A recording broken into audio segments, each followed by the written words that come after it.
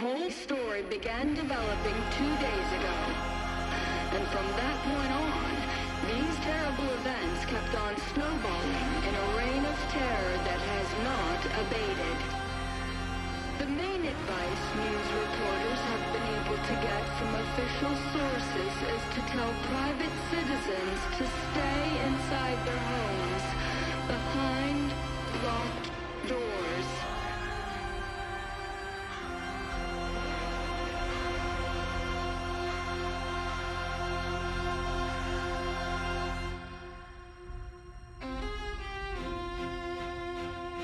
A state of chaos and disorder is upon us. Will you take up arms? Will you help us make our last stand? The time is now.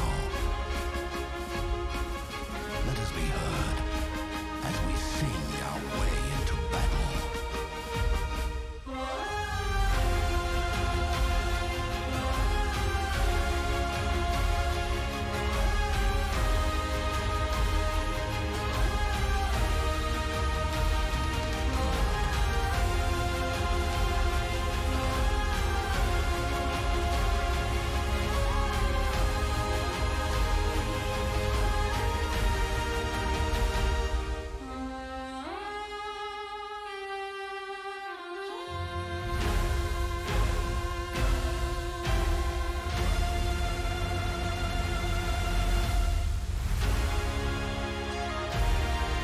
The machine shall fall to the ground as it vanishes into thin air.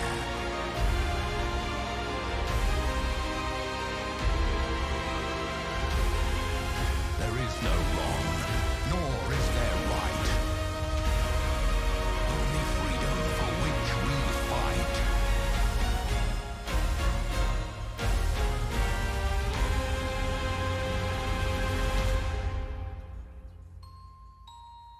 Beyond the land, across the sea, our adventure unfurls.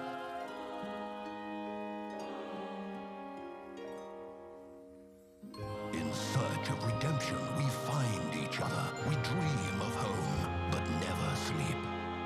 We find comfort in one another. In face of peril, we shall not flee. Because together we're stronger, much more than before. And feel the earth move and hear the ground roar. So join us, my friend. Let us see this to the end, as dark as the night may be. It's time to light up the sky with fire.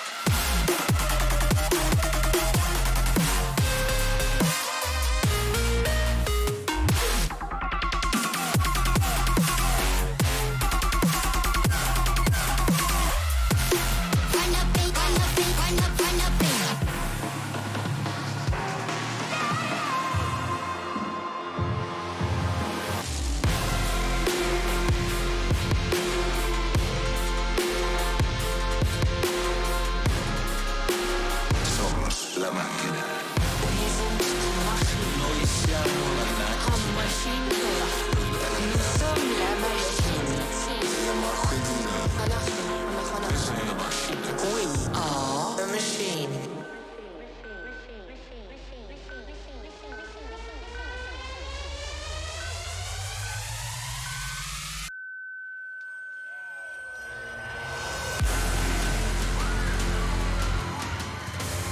Riot is a form of civil disorder.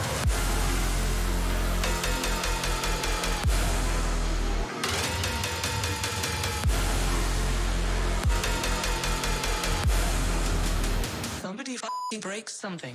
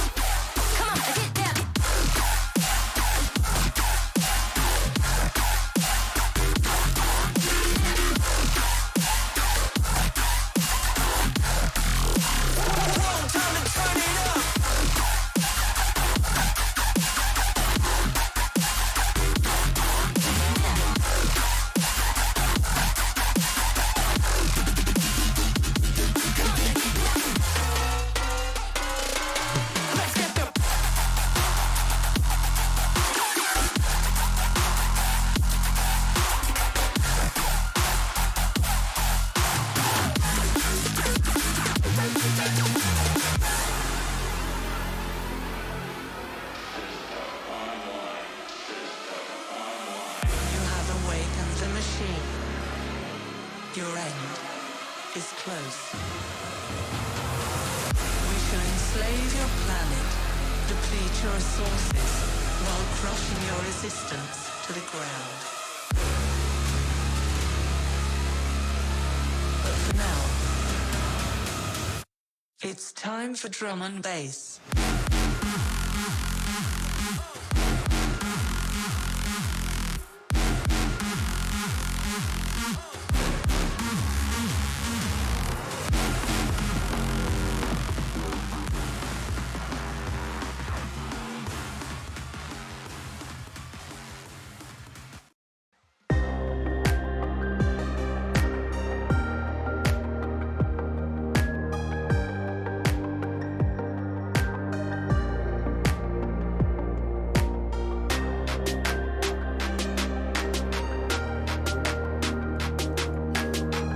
And for the final time this season, here we go!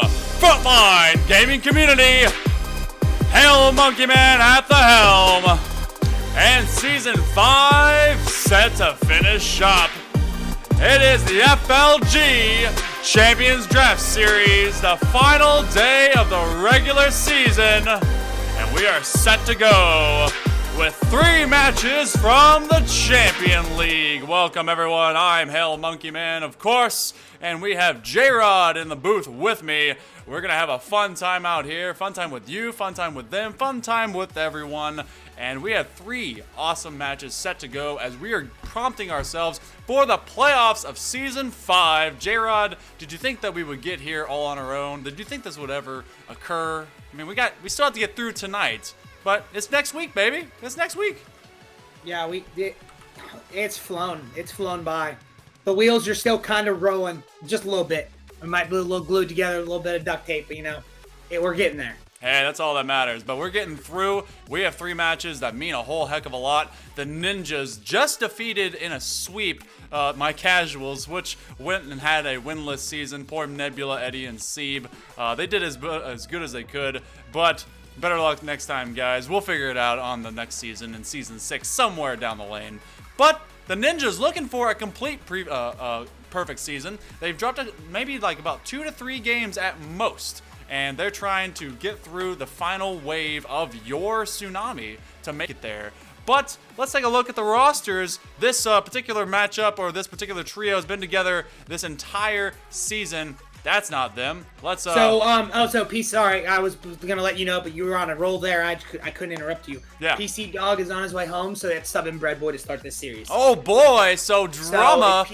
So PC Dog will probably be joining and will be taking over once he gets back for Bread Boy. Hey, if they haven't been swept by then, but both Cryptide and Dino have been really good when it comes to Bread Boys. So he's been a good fourth. So if you see PC Dog on the thing there, it's actually going to be Bread Boy to start us off. But we have KKK on the other side, which is not supposed to be what it is. But I was waiting. I was so waiting for that. I was so waiting for the moment of this because this was kind of the funniest thing. As soon as we got the trade for Kona, I'm the GM for Tsunami for people that don't know, but like as soon as we got the trade for that, I literally looked at the 3 names and I went, "Oh God!" You knew. Like, it's great. KAKEKO. Like it's just great. Like it's just. Well, QC, Kami, and Kona doing pretty well, and this is the breakdown of the stats for these guys. This does not include the most recent matchup that just occurred, so bear with us on that one. However, the Ninjas, hot on both offense and defense, looking to take down the Tsunami. If there's anything that's going to play against them, they take a ton of shots and kind of miss. Well, they do not miss in those clutch situations as they have obviously a perfect season record, or a series record rather. So it's just a matter of seeing if they'll finish out. Do you think the Tsunami, your Tsunami, will have enough to take them down? I think my Tsunami are going to give them a fight. I really think that it's, why is Tsunami orange? Regardless, it doesn't matter. It doesn't matter. It doesn't matter. But I think that his ping. It's his ping. Ping, what? Ping bad. Wow. All right. Apparently they are refusing to play on this one, and that is okay. We're gonna go to a new server. No no. Monkey, yeah, no. All their pings were 200. Woo! What the heck was yeah, that? no. Yeah, we go to no new one server. was. Yeah, no, Woo. yeah. Middle East servers. How did that? J-Rod, did you say it's a Middle East servers? No.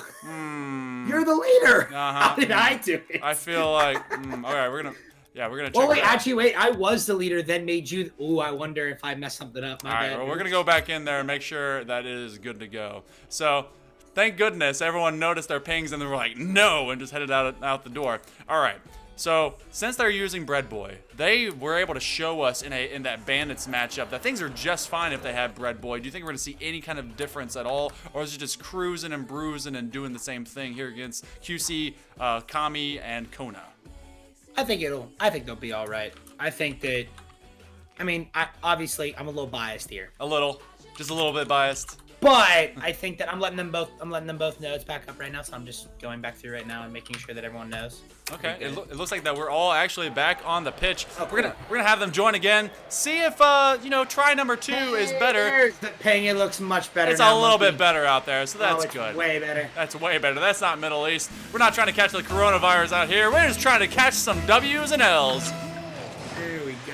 No, but I think that we'll be able to keep up. I think we got a really good team here. I'm really excited to see what they do against the Ninjas because obviously this is a great team. So excited to see what happens. All right, now set into game number 1. What the Ninjas do really well is, well, they do a lot of things really well. A couple of them are just smothering defenses. Dinonaut, creativity abound, and Bread Boy trying to put a banger on, just barely missing that opportunity. But 1, 2, 3, they quite often just continuous machine gun fire against the defenses. And that makes it really, really tough to get out of your own half as they're already going for another shot, still abusing this corner. Oh, shot on!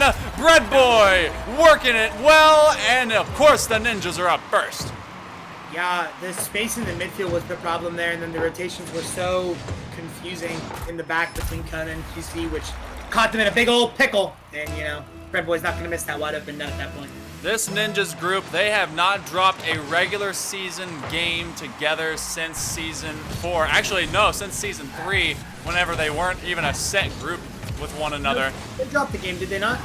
Well, they've not dropped a regular season series, I should say. They've dropped some games. They've dropped some games. Actually, it took them a while to drop a game in the first place, and just outpacing the defense. Tsunami strike back as Kami rolls in and ties us up. I didn't think Kami... Oh, Dino missed that touch, and at that point, Kami should have beat Bread Boy. That's a great... Wow. Nice. Okay, you know what? Speedy, baby. Speedy. Just get downfield, throw some bows, and throw the defense off kilter. The Ninjas, they performed very well. I believe they got either a 3-1. It was a 3-1 win over the Bandits last week. They're looking to continue this pace. These guys, a lot of them call them like all ball chasers, which, you know what, is true. Bread Boy, they have to support him a little bit differently than they would Cryptide, or not Cryptide, but PC Dog. PC Dog is just a monster on the other side of the pitch. Oh, but a great follow-up. Tsunami Shut Me Up has taken the lead. Oh, that took a great bounce away from Cryptide. QC does a great 50 on Dino, and Breadboy's just not in the right position to make that save, and Kona just sneaks it in on the near post. But I really like this 3 right now. Like, obviously, I have not seen the 3 that Tsunami's playing with right now play in a game, and obviously it's a little different with Breadboy, with PC Dog not being here, but like, this still has to be a good feeling. Yeah. Oh, the double slap! QC being given too much space, and the Tsunami coming out striking, drowning the Ninjas in goals. I kind of want to jump down in the chat and go like, let's go, boys. But, I want to let them, if they're feeling good, I got to let Honestly, them feel good. I think you should just let happen what's happening down there because it's obviously working. The Ninjas put in a very precarious situation. They did not face a full set when it came to the Bandits last week, and they had to play Breadboy then as well. So you're starting to wonder if they're going to be able to outlast this very punctual on offense Tsunami squad. This group has such potential when it comes to just both sides of the pitch. So if they can keep up this persistence and just, make the Ninjas uncomfortable, this could be a very tough challenge for the Ninjas to get past. Yeah, I think that the Tsunami is kind of showing here. Well, obviously PC Dog, we're still going to have to stick with that. Ooh, nice save by Dino. But I don't know, I think that there's something here that Tsunami's showing that shows that there's something that the people can do to beat Ninjas. Oh, now going for a quick counter clear. Kona trying to outpace the defense. Breadboy with a nice bop. He's able to give it to himself, but he cannot collect it on the forward end. Kona looking for a demo. And now Tsunami coming right back into the fray with the Ninjas. A shot on. It's going to be to the backboard. Breadboy rotating in. Put aside. QC still pressuring the Ninjas. 2 minutes left in game number 1. The Tsunami. They let one in early, and you thought maybe that would just be another tone setter for the Ninjas, and they're now trying to just scale up the speed, hit the accelerator. Breadboy to his own backboard, but the Ninjas have not been able to put another point on. Yeah, I don't know. Maybe the Ninjas are just off this game. We could be seeing, that first game jitters, that first game problems, and maybe they're just trying to figure it out, but maybe they weren't prepared to play this lineup, so maybe that they're just not ready for it. Kona taking away that would-be pass. Cryptide trying to drop it onto his own lane, and Dino and him now clustered together. QC puts it behind, and they may be waiting, wanting and wondering if they can get PC Dog traded in. As most of you know from the beginning of the cast, they said that PC Dog was on his way home, and so they are playing with Breadboy, who is still a very stout contender and a very good shooter, but that is obviously not their main player. Cryptide letting Dino not try to get this clear, and now he's being bullied upfield. He has a full tank of boost, trying to just, I don't know, they're kind of over-rotating each other, getting each other's way. Yeah, I think it's just a lot of miscommunications. Now Cryptide gets demoed there, but there's just it looks like a lot of miscommunications between the Ninjas right now, and I think that's causing the reason why. QC had a great double. I'm not taking that away from him. Those other 2 goals definitely were missed rotations by the Ninjas. Dino trying to work it out of this corner, looking for a set. Breadboy with the shot, but it is stopped. Kona now from the corner. QC with a long clear, and the Ninjas, they were able to penetrate through this wave at the opening minute, but they have not been able to break through since then. It's an ocean wall of defense. Cryptide going for another set from the ceiling, down to Dino, and he cannot challenge the opening game. A volley, a torrent, a breakneck speed. The set, Kami will not be there in time. One more chance, maybe to get something in regulation. Breadboy can't get it. Dino, this will be off the crossbar, and the Ninjas going down in an early deficit. Game 1 series loss, as the Tsunami are trying to set a trend that they hope to follow, and maybe, just maybe, will be able to continue before their star player for the Ninjas shows up. This ball doesn't want to touch the ground now, does it? Yeah, this is kind of what they like to do. They're playing with this ball. They're like, all right, we need to bleed some clock. We're going to bleed some clock. They're trying to make sure PC Dog gets home. This is exactly what they're doing. But Tsunami, they'll take game 1. I'm very happy to see that regardless. even PC Dog not being here, like having your team play this well, because I think this might be the first time that the three of these guys have played in a series together. So it's nice to see that the chemistry is there, the rotations are there, and it's a very defensive team. It's a counterattack defense team. It's not much aggression like the Ninjas do. And able to just kind of handle the Ninjas as they get in their face. Usually the Ninjas are just kind of as potent as can be and forcing you on your heels, but it was a Tsunami waiting patiently outside that first minute, realizing the kind of pressure that's going to come at them in the first place. And so good on them to find answers. And, you know, KK and K over here able to do some good work. I like how you put the and. Hey, I make sure. I have to quantify with an and. Okay, because there's like an ampersand in there. That's yeah, good. Definitely. It definitely could cause some problems. But you know, I'm excited. I like this. I like these three going at it on the pitch right now. It's very nice to see. Now, would you say you would want to keep this over having Lux being inclusive later on, or would you maybe kind of put him in the mix somewhere on as we go towards the playoffs? I think that I'm going to leave that up to my captain. I think that he knows the communication and how the rotations went, because Lux played very well in the series against the Casuals. So I'm not going to take anything. I'm not going to take anything away from Lux, but I'm going to leave that completely up to my captain. I have full utter faith in QC to make the right decision here. See, Dino has switched off to the Dominus instead, going for a little bit more of a striker-style car, flattening it out. Kona with a nice upfield pass to QC. That's a counter. He's going for the dunk, and he'll get it. Kona and the Tsunami strike first, and you've got to see the fear in the Ninja's eyes. The space that was given in the midfield is the problem there. I mean, if you can make the pass off the ceiling to yourself to hit it to your teammate, and you only person back is Bread Boy, like, you gotta support him. I mean, a 2-on-1 in this league at this like skill level, that's a tough thing to be a part of. Kona, Kami, and QC with the chemistry coming in, cracking these balls out here. QC trying to get past Dino Nod. Bread Boy alone on an island, surrounded by bigger waves. This one a nice kill shot, and Dino has to get behind it. Now Bread Boy, Cryptide, and Dino have to start advancing upfield, but it will be intercepted. Kona, you told me he has been grinding to be able to get as high as he from? I still don't know where he came from. He just kind of came out of the sky. I don't know, just born out here, you know? Oh, and a nice little finesse shot. Dino and Cryptide, very fast rotations. They're going to have to start moving backwards in a hurry. Now out of the midfield line. As the Ninjas start to stand up and thwart back the offense of the Tsunami, who do you see working to be able to kind of make this Ninjas group work for as it is right now without PC Dog? They can't keep giving this midfield so much space. Oh, that was a counter. That was neat. I like that. But there's so much space in the midfield for the Tsunami to break out, and that's the problem I think that we're seeing here. Here's the midfield. Like, as soon as that first play happens. Easy, squeezy, lemon peasy. As easy as beating one defender. The corner was open. Kami just had to make this turn, and Bread Boy went flying, and that Kona is just sitting there. You know, it's going to be funny. I think Cryptide's going to talk to me after. He's going to be like, yeah, we threw. But you know what? You're looking silly on stream, my guy. Well, the Ninjas sitting 5-0 right now. Oh, Kona with a good beat on the ground.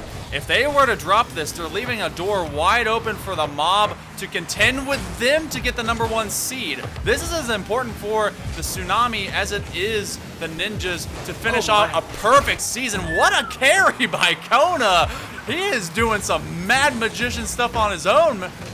Oh, Dino trying to finish it off. Kona gets an extra piece of it and gives Dino some time to loft it up. Kami getting called off by QC. All three of the Tsunami now rotating for boost. That's going to be a shot on. Defense can't get there in time. Bread Boy gets them within one. That's a beautiful shot by Bread Boy. There's the midfield, the rotation. No one's moving up to pressure the shot, and Bread Boy, he puts that far post. No one's back at that point. I think QC's going to the other side to get boost. I mean, you got to have one guy on that pass. You got to make that shot contested there.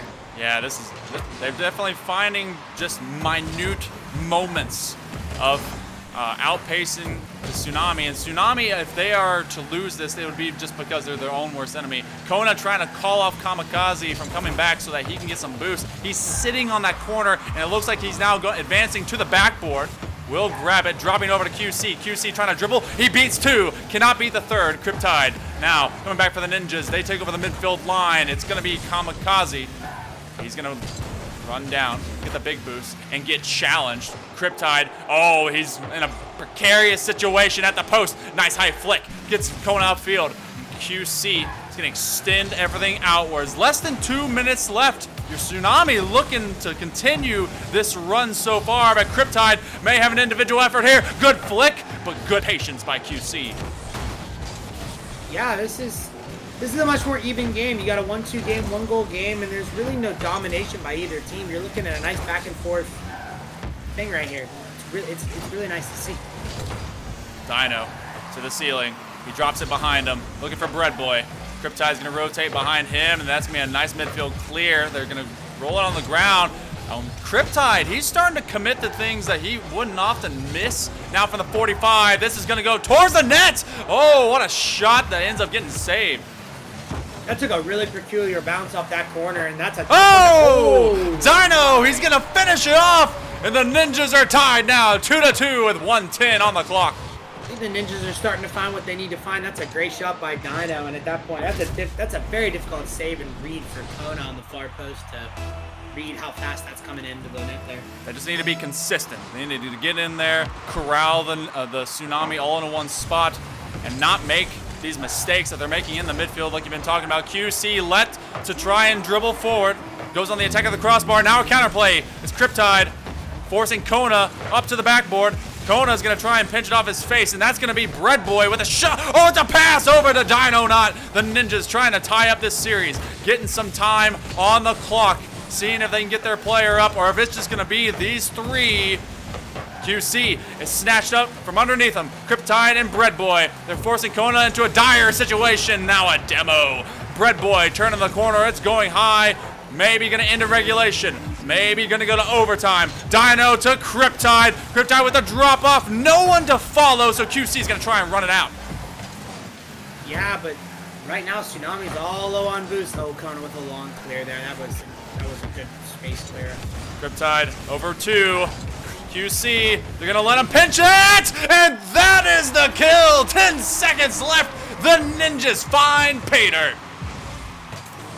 Yeah, the fake challenge there wasn't the play. You needed to get on him, regardless of if you hit the ball. If you bump him there, you've someone on the back line to rotate up and make that touch. So they should go back to the style they played in game 1 a little quicker. Oh, Kamikaze, he just barely missed kamikazing his way up to the net. Kona tried to lift off. The Ninjas will get one more, just to exclamation point that this series is not over at all.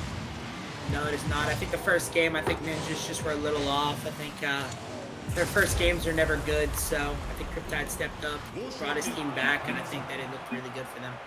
You sound a little more defeated this time, J-Rod. I mean, yeah, a little bit. Regardless, I like Cryptide, so I'm never gonna be mad at the Ninjas doing well. So I'm not.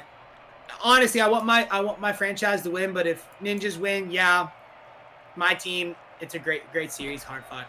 We're gonna have to look at the current state of the standings here soon, because obviously the Ninjas are fighting for the number 1 position to make the easiest run in through this bracket next weekend and the next day. Considering their position, they've already guaranteed themselves at least a top 4 slot, probably at least a top 2 spot. I think they're top 2. They're going to win their division.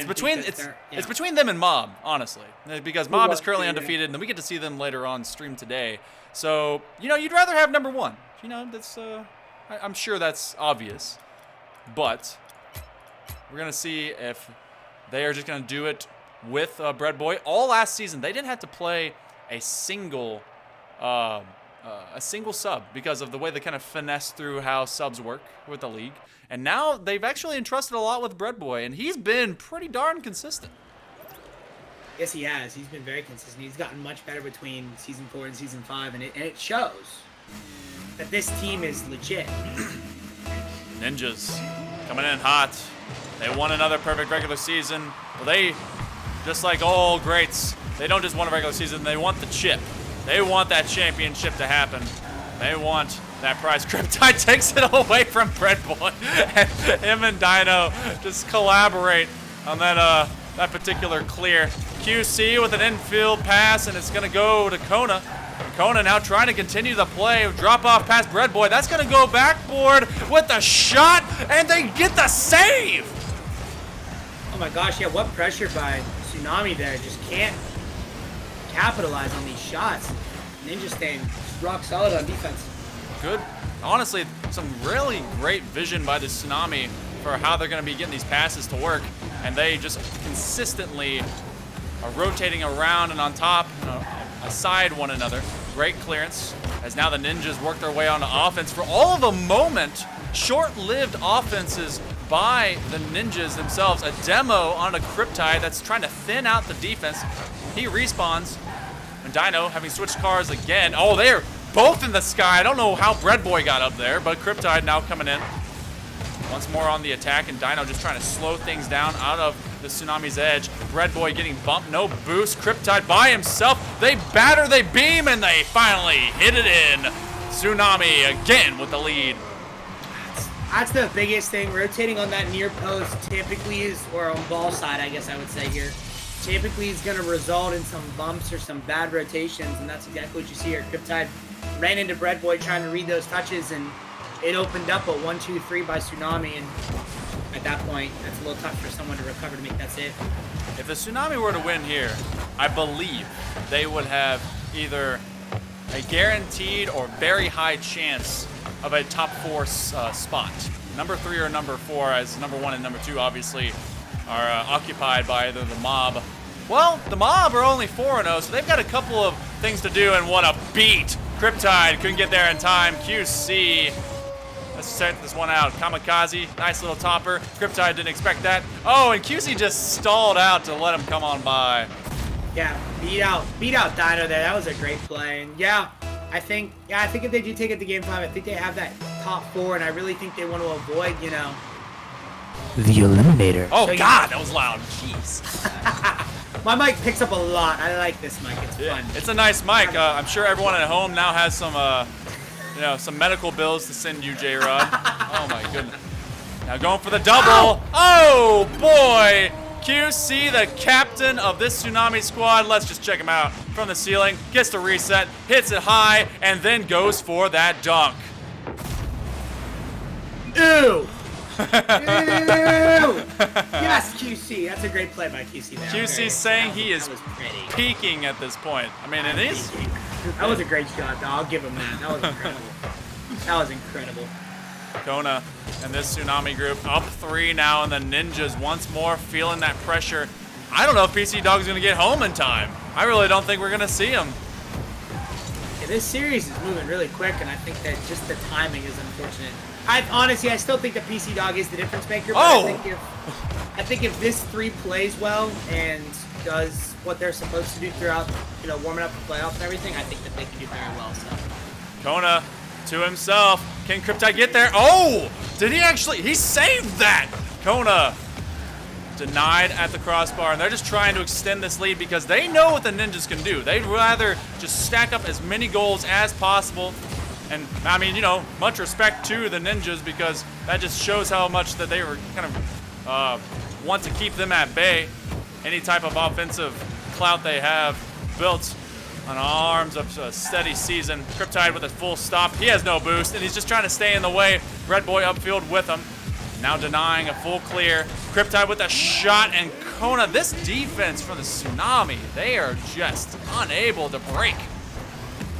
Yeah, I think that's the biggest thing. QC really defines himself as a 3-man, and Kona is a very defensive player as well, doesn't score much.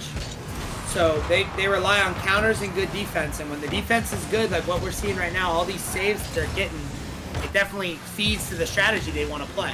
Less than a minute and a half remaining. Dino not trying to dunk it over QC and Kamikaze.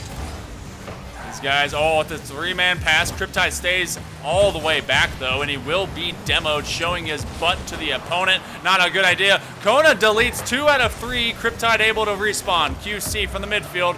And now the final man, Kona, coming up. There's 1 minute remaining.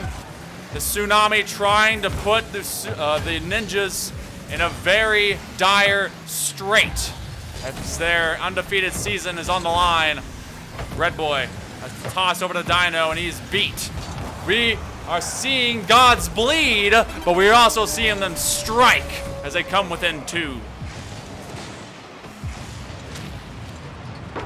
Yeah, oh.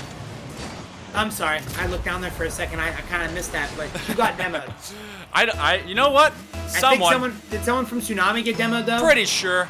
Because that probably opened up the third guy rotation, which is why Kona probably didn't get to that save, so that probably is what happened. I just didn't see. Oh my, Oh my god! How many times is he gonna win that 50? I have absolutely no idea, but talk about a strong 50 game. Kona, man possessed. He's working to the corner. He has no more boost, and he gets in the way of Cryptide. Oh. That's calculated if I've ever seen a play. That's calculated. QC with the setup. He'll have his boost stolen. 15 seconds left. Down 2. Ninja's not looking good, and they're constantly getting challenged on their own end. No one's been able to do it all season. The Ninjas will be down 2-1 going into game number 4 and looking to possibly take their first series loss. Yeah, that was game 3. Oh, wait a minute. PC Dog has joined the match. So is this best of 5? Wait, is this game 5? It is no, this is game 4. Okay, so we're up, Tsunami's up 2-1 right now. Whoever is leaving from Ninjas, do so now. So, we're going to be figuring out who will be staying in for the Ninjas. It will be PC Dog coming in their most needy of moments. The Ninjas rely upon their first round draft pick. Can they make it through to game number 5 on the shoulders of this beast? This will be fun because this is the first match we're gonna see the 3 that the Ninjas think that this is their lineup for success against a Tsunami team that is not gonna back down.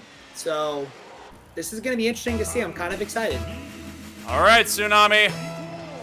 You've done it against the rest. Now you must do it against the best. PC Dog. He's coming in fresh. He's going to come in cold, so he's got to create some heat. Nice little demo there. Dino has switched back to the Dominus. PC Dog looking for some line upfield. He is maybe not prepared for the pressure that the Tsunami are going to put him under. Dino, challenge from the midfield. Cryptide is trying to figure out how the Tsunami are passing this. PC Dog all the way back. Kamikaze and the Tsunami, they're trying to kind of eye up where PC Dog's gonna come into. That's a nice little bowler! He doesn't have to do too much, but already PC Dog's presence is known, and he gets the lead first for the Ninjas. Yeah, Kona going up to challenge that. It's the right play, but then QC's out of position there, which then just leaves PC Dog to literally just tap it into the net, and that was all he needed to do. A little bit of patience, a little bit of PC Dog. Get down tonight. PC Dog with a nice clear, goes out to the midfield line. And honestly, this is a huge confidence booster. I know that they've been doing well into this series already, but when you have kind of the guy that you've been playing your best with all season finally show up, that's got to be a sigh of relief, especially when you're down right now in this series looking to try and go number 1. Yeah, you definitely want your lineup. You want to show why you're number 1 and show everyone to be scared of you. You don't want to see their final game and go, well, this isn't the lineup for playoffs. They're beatable. Kamikaze couldn't get the rotation and he get his bounce off the ceiling. Cryptide just going to let him make a mistake. Kona trying to drop it to the corner, and Cryptide cannot get the touch, which means PC Dog will have to follow. Dino's going to work for the 45. No, he's going to round it over the wall, but loses possession. QC. I think one of the defining factors for the Ninjas is definitely going to be if Dino can be consistent. He's been kind of 50-50 this game, or this series rather, and that back pass may end up costing them. Kona is going to try and dunk here. Dino right into the waiting arms of QC, who has no boost, so he has to rotate back. Kami waiting on a touch that never came from the midfield. Oh, Cryptide outpacing it. Now coming from the corner.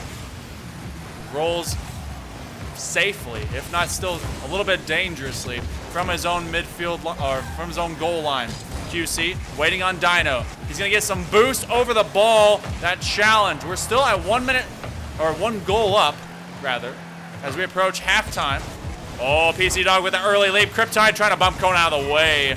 Nice heads up play. And Kami, oh, there's no one at home, but he has no boost. Yeah, if Kami has boosted, I'm pretty sure that's a goal. I don't think Cryptide gets back to that, but I think that the beginning of this game was just Tsunami trying to figure out how they needed to play to win. And I think they're getting the recipe nice and slowly. You're starting to see the pressure of Ninjas get a little smaller. Starting to see the smother happening as the Ninjas are doing what they are known for. They'll get that offense roaring, and then it's tough for you to escape. But they're accepting the pressure from the Tsunami more often than we've ever seen it before. Upfield touch. A nice save by Kona. He's going to have his boost stolen from him. Now going for a midfield touch to the forward corner of the Ninjas half. And PC Dog, no, Dinonaut's going to leave it. That's a shot. It will be off the crossbar.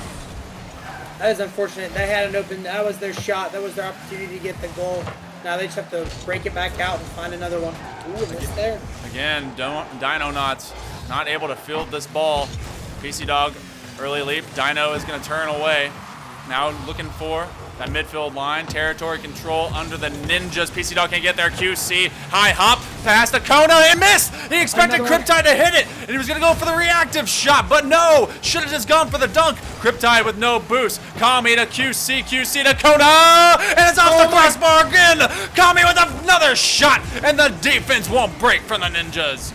These pass plays, oh my gosh. I'm not even mad. Like, I'm really even not, because this is just great defense. This is great defense by the Ninjas. Oh my goodness. From the sidewall, Kona, they win this 50. He has no boost. He is going to try and hand it off to Kami, but Kami's actually just playing as a bully, and QC was too close. Now, it almost worked out really well, to be honest. It did.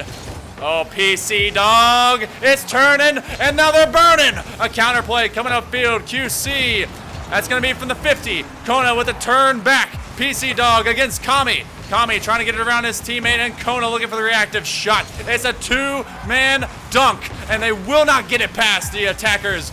The Ninjas looking for game number 5. They have only gotten one goal this series. It may be the only one they need. 10 seconds left. Cryptide and Dino, the twosome that can bring them the distance. QC upfield, have to keep it up. Kona has boost. It's very awkwardly placed, and they are going the distance with the Ninjas. Hey, 1-0. 1-0. They had as many shots as the Ninjas did. They just didn't capitalize. Oh, but let's talk. Oh my goodness, they were there. That's my point. Like, it's here. Like, it's there. They know what to do. They did it. The Ninjas just pulled off some incredible saves in the middle of that rampage of shots that they had. But, like, the Tsunami knows what they need to do. You saw it. It took them the first part of the game. PC Dog got that early goal, missed rotation, and then it didn't happen again. Nothing happened. So, I don't know. This is going to be fun. I think that this Game 5 is going to be a good one to watch. And if it's a blowout, I'm just going to be sad, even if Tsunami blows out the Ninjas. Like, I'm expecting a good game. Well, here we go. We didn't expect this to go a full Game 5. I thought this one would have been one-sided, or at least decided maybe in 4. But you know what? Here we go. Our opening series of the day. It's the Ninjas and the Tsunami. Game 5. It is your champion team and everyone else's Ninja team. Let's see who's going to end out the winner in this one. The Ninjas looking to go perfect on their series record for Season 5 and vie for the title of regular season champs. A miss! Open net! And Kami saved it! Can we not throw? Are you serious? Oh my gosh. You know, it's fine. Everything's fine. They've got this. They've got this. I apologize, everyone. I got so excited that I just kind of left it there. But, you know, whatever. Screw it. Here we go. We're still in this. Nothing happened. We're all trying to work for it. QC is bouncing in. Dino, he deflects it away from Kona. Now back to the post. QC with the turnaround. I don't know how much boost he has, but he actually makes the miss. Cryptide in a 1v1, trying to skirt around the defender, and they cannot so far. The good save there. Off the back wall. Well, Kami with the great clear. No, this is gonna be a great game, back and forth. I'm expecting a lot of good saves, a lot of good shots. I'm excited. Oh boy. You know, if I'm already yelling that this is going to be a great series, Kamikaze coming in hot, and they're able to get a score within the first minute. Great read by Kona and Dino doing Dino things. I mean, is that? I feel like that's fair, right? That's a fair call to make Dino doing Dino things. Hashtag Dino things, you know. Yeah, hashtag Dino things. We're gonna get that trend. You know? But like, it's one of those things. Like Dino hits those most of the time. So like that, I expect. You know, Dino's gonna come out of the net and hit that. It's a unfortunate miss, and Kami was expecting that miss and played it. So it's good on his part. Kona has been a very consistent, persistent part of this Tsunami squad, and he, just like all these players, a fantastic pickup for their individual teams. Dino now realizing that he has to really pick up the slack, pick up the pace, and outdo these ninjas. Kona, it's a shot. Actually, no, it is a pass out, trying to clear all the way to the half. PC Dog's getting challenged, and PC Dog looking for a midfield touch. Oh my goodness, almost own goals based on that 50. He will also be demoed. The Tsunami trying to drown out the ninjas. This is, it's still a lot of back and forth. I think that there's some slow passes by the ninjas right now, which is, I thought he had that. Like I was shocked he almost hit that. But I think there's a lot of slow passes from the ninjas that Tsunami's just jumping on, and I think that's what's really given them the opportunity. And is that, okay, Dino got back.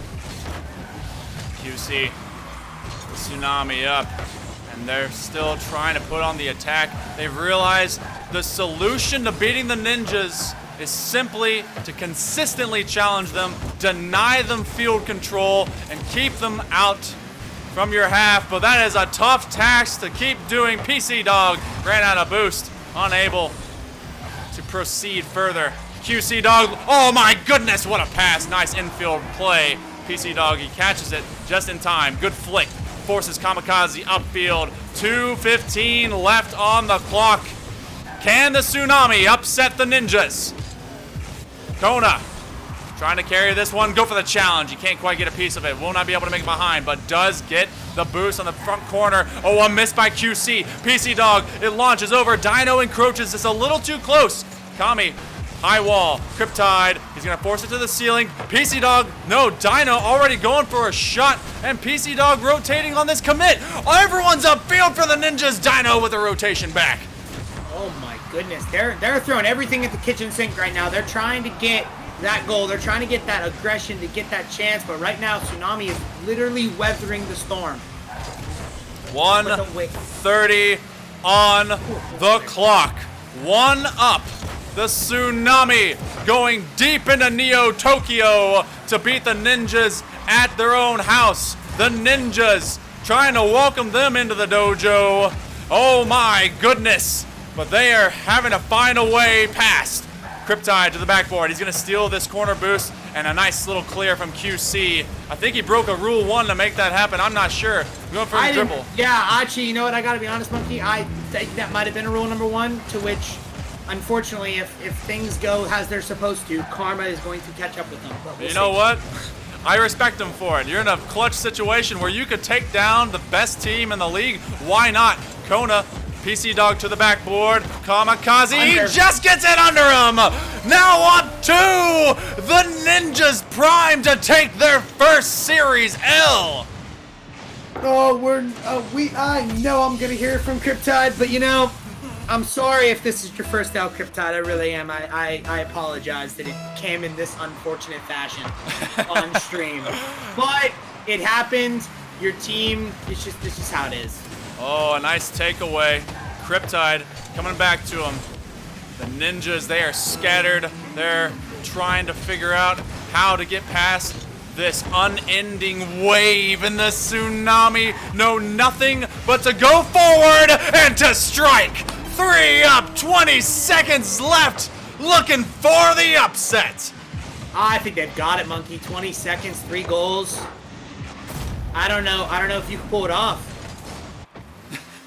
I'm in awe almost, because, you know, I honestly didn't see this happening in the game 5. I thought it'd be much closer. I thought it was gonna be a 1-goal game. Ninjas, they're trying to do anything they can, but with 10 seconds left, the celebratory carry by Kamikaze and crew, it may just be It's the Ninjas, their first regular season loss since seasons past. They haven't had one all season 4, and in season 5, welcome to 5-1, improving to 4-2, and possibly solidifying a spot in the top 4, and maybe better goes the Tsunami. Congrats to them, a fantastic job, and doing great stuff. Oh my goodness. That was an incredible series. I think I might have to go congratulate my boys real quick and, give them a nice thing. But overall, that was a fantastic series. That was lots of up and downs. It was a lot of fun to watch. Woo. And I'd love to see a full 5-game series against the teams that just played in the last 2. Yeah, that's what I want to see. I definitely want to see that as well. Well, or you know what? Best of 7, Monkey. Hey, best of whatevers. You know what? The Tsunami, they are primed to go into the playoffs, and they're definitely looking to see what seed they end up at. But coming up, we have an elimination match forthcoming. The loser of this one is out of the playoff. The winner will make it into the Eliminator. Who will it be? Spartans and Thunderbirds. We'll be right back for more of our Season 5 regular season finale for the Champions Draft Series. Stick around. We'll be right back.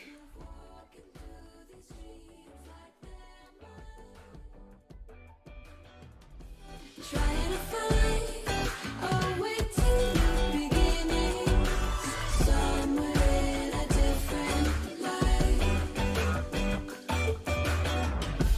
I just wanna get to know better lights in Tokyo. Somehow hear it whispering that could be the one you're missing. I just wanna get to know better lights in Tokyo.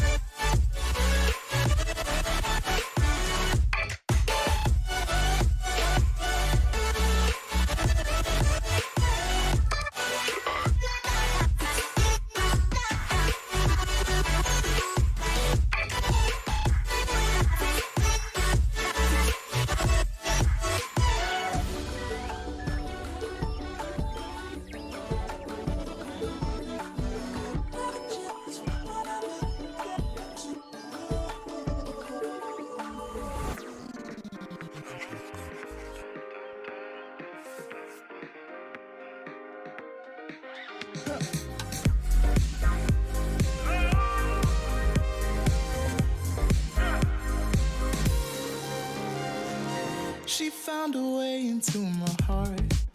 Oh, oh, she don't make up, no, she make art. And I need a way to treat it, 'cause I keep getting high off of her. Off of her. I know that you'd be bad from the minute I saw you. But somehow I keep running back to you. Back to you. Back to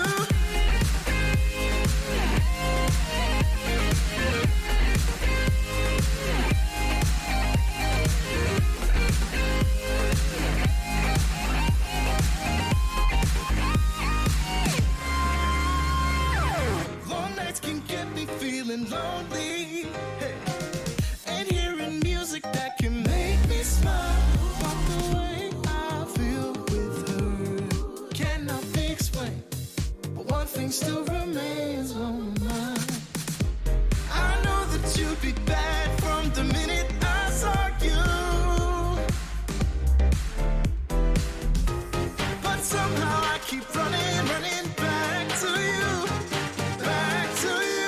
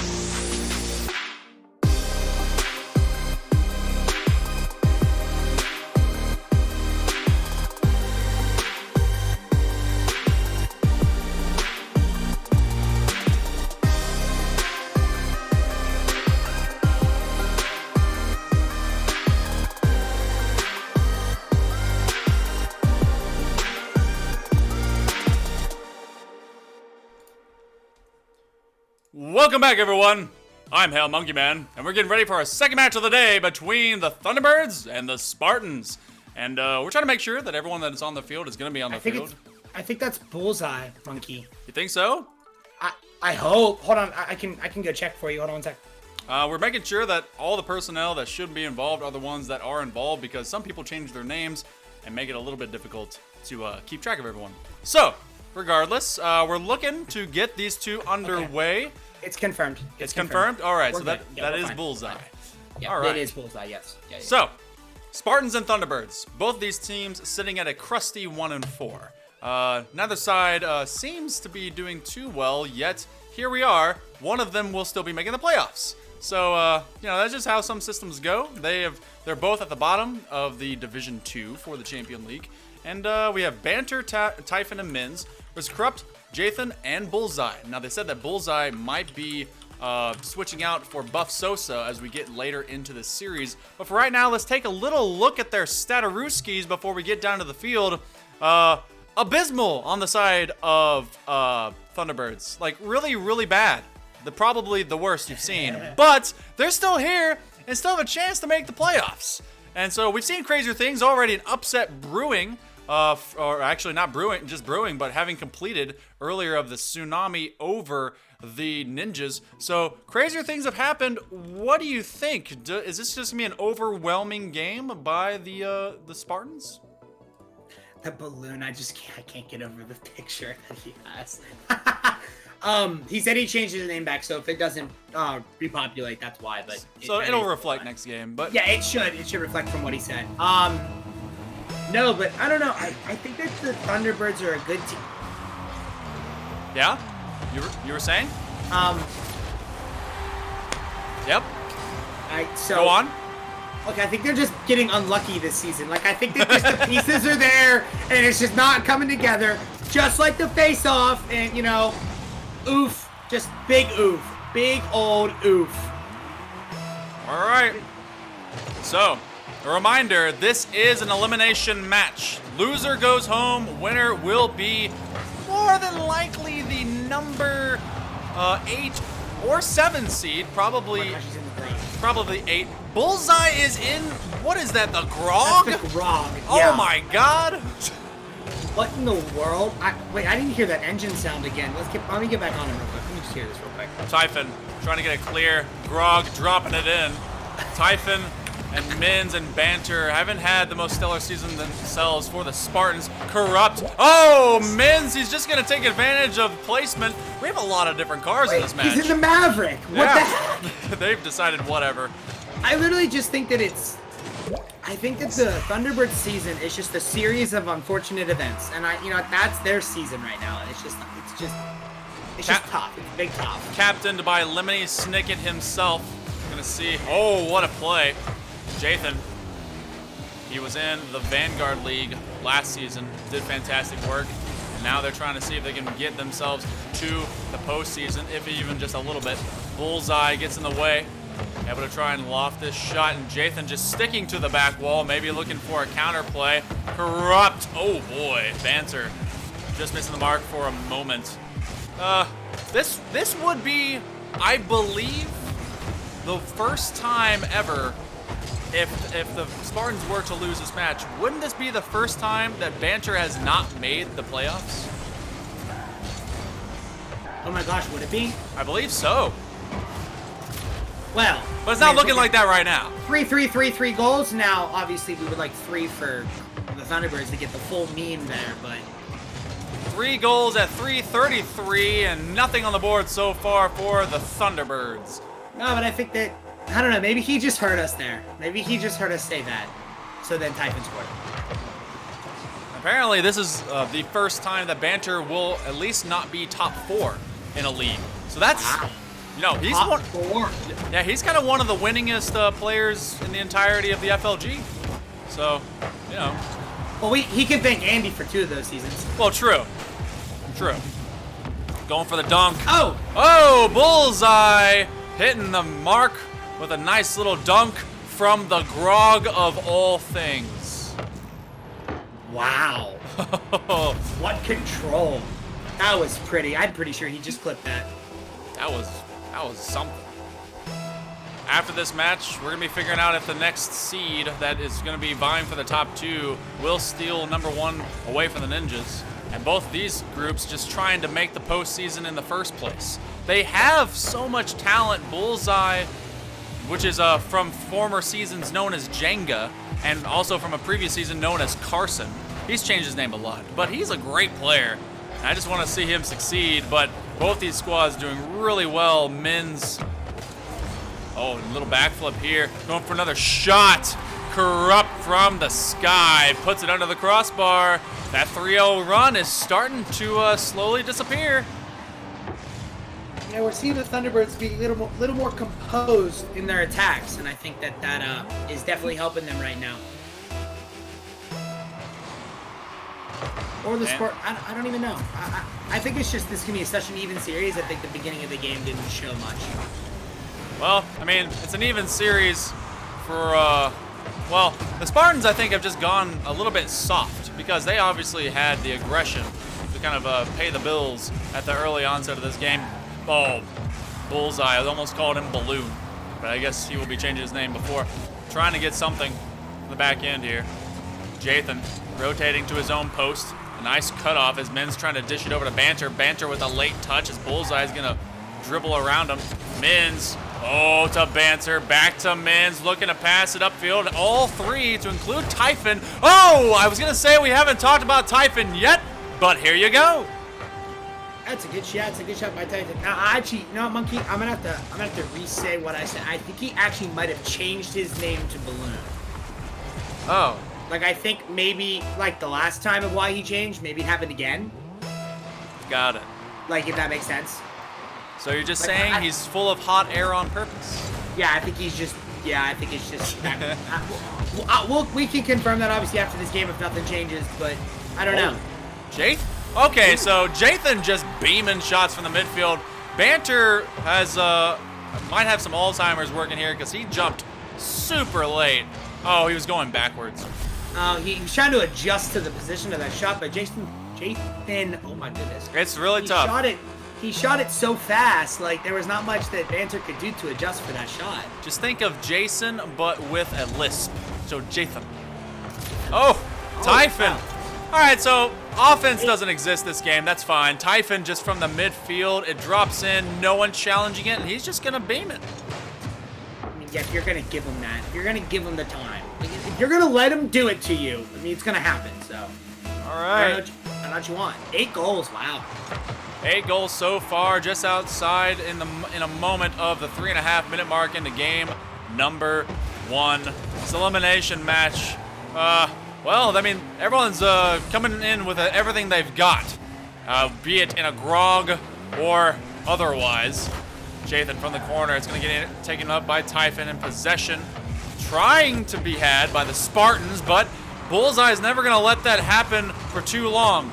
Now Bullseye, he drops it over to a waiting Typhon. American Banter trying to get past this halfway mark, but Thunderbirds, they have, again, both these teams are at the bottom, but it's not as if they haven't the skill to compete here, and they're just keeping each other at bay. The grog with that 50, oh my goodness, it absolutely overpowered. Uh-oh. What happened? Bullseye seems to be parking. I don't know if his grog has run out of gas. Oh, this one will work past the midfield at 40 seconds. The Spartans just need to hold on to a 2-goal lead. This might end up being a 2v3. I don't see much. No, it looks like Bullseye has returned. Corrupt. Working the corner. Thunderbirds may just be on the wrong end of this shooting gallery that was game number 1. These teams trying to work their way into the postseason in earnest. The Spartans looking like they're going to set themselves up for a much better route that direction.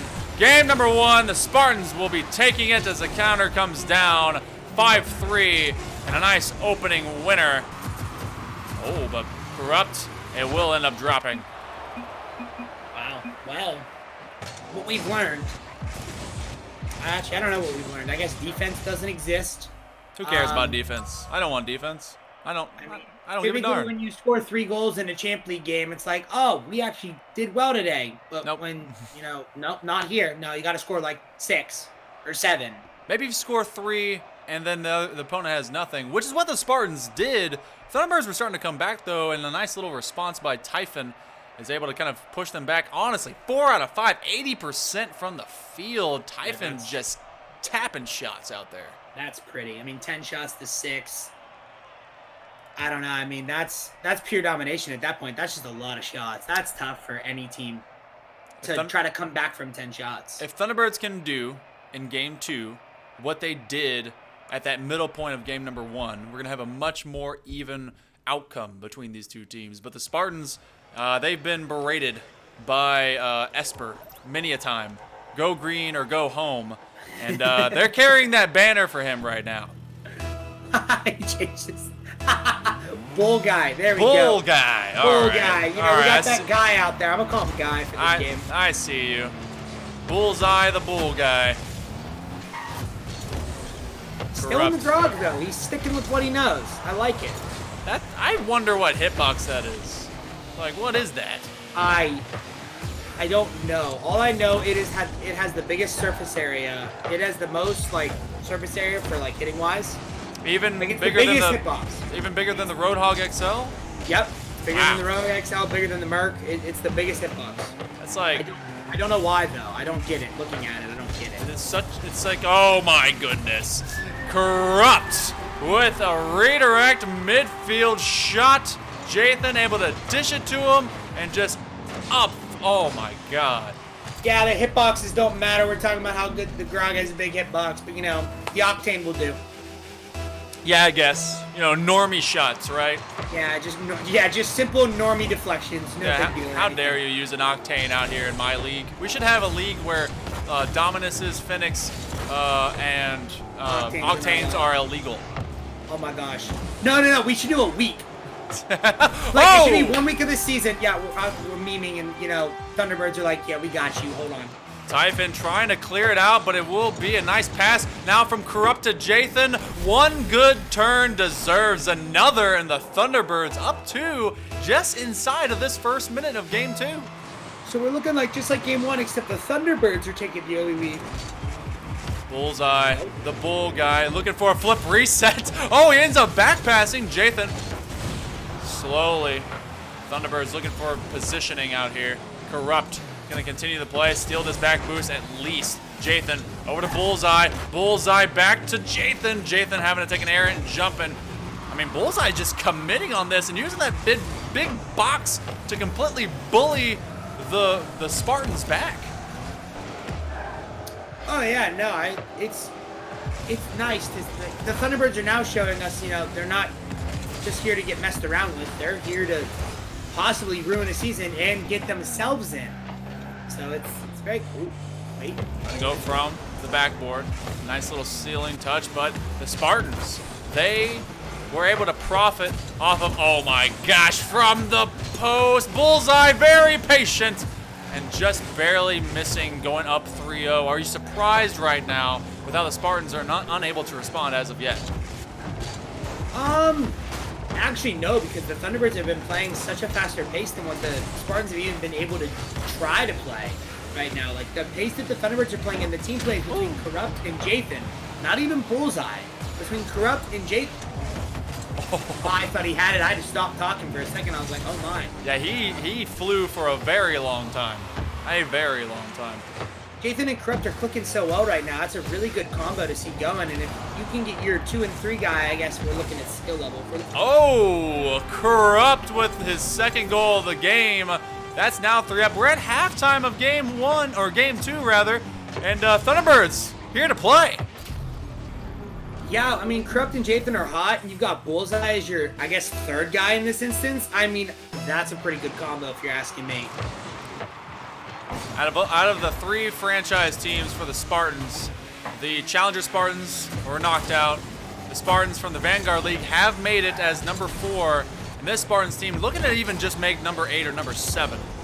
So, trying to make them proud. The Thunderbirds franchise, their Challenger team also knocked out. Their Vanguard squad, I believe, was able to make it, but they're number 6 seed. Number 6, yeah, they play you guys. Yeah, they play us in the eliminator. Yeah. They're number 7 seed, I believe. Oh, a nice little kickback. Good save by Banter there, and a good clear out by Men's. So, roughly similar instances. And the Thunderbirds trying to be the big brothers that make it to the playoffs as well. This is a mall fest right now. Yeah, they are just all over them. The Spartans are just, they've thrown down their shields and their spears, trying to go for their swords, and they just can't get them out of their scabbards, and just stuck on the opposite end of the fortress. Yeah, they might have to take a note from the Vanguard Spartans, because they can show them where the offense is. Because right now, the Spartans have none of it. Are you saying Vanguard Spartans might be better? Oh my God! I think right now, when I'm looking at game 2, I think the Vanguard Spartans could absolutely beat them. Now, game 1, I don't know. Looked pretty good. An errant pass by Mins. He was not trying to give it back to the attackers forthcoming, but now down 5. Thunderbirds making a statement to make this series hot. We've already had a game 5 here. The Ninjas already going down. And Thunderbirds trying to show us that stats mean jack diddly, because theirs were awful. They have the worst in the league. They've played maybe all of 10 to 12 games, and it's not really been very good. But there is just a ton of talent for this trio. Oh, and one all the way back. Even then, the Spartans can't catch a break. Man, the Post saving the world there. Well, thank you, Mr. Post. Gotta go give the Post some love after the game there. All right, Ooh. Typhon, a little bit of anger on the backside of that shot, and at least they'll make this look slightly more respectable. Yeah, I mean, technically, you could get like 4 face-off goals here and catch up, but that's a lot. You're asking for a lot at that point. I mean, you never know. If they don't score about right now, double miss by the Spartans. American Banter trying to clinch up here and get to the low side corner. And actually another one by Mins. They're over-rotating. I understand that this is basically garbage time goals, but they still need to be able to practice this going into game number 3, where it will now be a best of 3 to the rest of this series. Thunderbirds, honestly, a huge amount of kudos to the Thunderbirds taking that mental resilience and being able to come back into this series after just getting belted backwards in game 1. Game 2, Spartans, look like they all kind of got Spartan kicked into a deep well because the Thunderbirds took over and dominated. They went into battle game 1. They came out victorious. They went into, I don't even know if they entered the battlefield in game 2. I think they might have just waited on the sideline for this one to be over. Isn't the whole thing, the whole lore with the Spartans, that they like they take the terrible looking babies at birth and they throw them like off a cliff or something? This particular Spartan group in this game looked like those discarded babies. Why do I think that's right? I've seen that movie and I know exactly what you're talking about. I don't know if that's I want to go find that and I want to go see if that's true or not. But yeah, that's what it looked like. Yeah, they had 5 shots. That's all good, but gosh, they had no offense at all that game. I don't know how those 5 shots even showed up on the stat sheet right there. No, that's just Typhon trying to get in there and at least make like a mention that they exist. But right now, all right, we're going into game number 3. And I'm looking for consistency on the side of the Thunderbirds to see if we're going to, see the same kind of results. Yeah, I don't know. I don't even know, because it was so one-sided in game 1. It was so one-sided in game 2. I don't know anymore. I don't know. It may just be who carries the momentum last and who has final possession. Oh, he gets the demo, doesn't get the ball. Nice flick. Typhon trying to get in the way of it. That one just off the mark. Thanking his lucky stars it was. Getting the kill. Oh, Jathan. He gets defended right off the crossbar. Was probably going to be off the mark anyway. Mins with a nice connection. Bullseye did not expect that touch. 1 shot, no kill. And both these teams trying to start off in a hurry. Oh, this one, a pinata. Here goes the pop. Typhon with the first shot, first goal, and the Spartans are back. That's not what you... Oh, it was a triple. I thought it was a double. Dang. They almost got back to that at that point, but I mean, I was about to say that was just a bad double commit, but oh boy, that was a bad triple commit. If it's not a bad double, it's going to be a worse triple. Now Corrupt. Oh, he overruns that ball. He went so fast. My gosh. Speedy Corrupt. Jathan back passing, looking for Bullseye and Corrupt to be able to collect this one. Mins with a nice challenge. He goes as an upfield pass over to Jathan. Now with a little bit of a love bump, he's trying to continue this play, but it will be Typhon who sends it away. Mins, high corner, Bullseye trying. Oh my God, that one all the way downfield and nearly connected immediately by Mins. What a quick pass play. That was a great pinch, and Mins reading the pinch. Yeah, I don't know many that can honestly do that. That was speed and just pure and utter. I'm trusting my teammate to make this touch. Woo! All right. I thought he was going to own goal, but he was trying to get the save. Mins collecting another one, and it'll be a minute and a half into game 3. Spartans a return to form, and you know, they're taking those frontline troops off the field. Their discarded bodies thrown aside, and using the reserves that are fresh and ready to go. So now we're into the reserves. Oh boy, so what's next? Are the reserves going to stay alive, or are we going to have some big issues in game 4? I'm not sure. We may have to go ahead and see if the final Vanguard is available.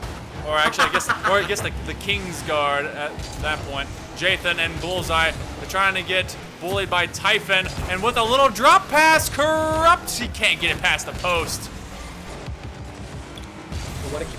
Ends. Nice patience by Bullseye. Typhon, he just kind of takes a light shot. He really doesn't put much in the way of pressure.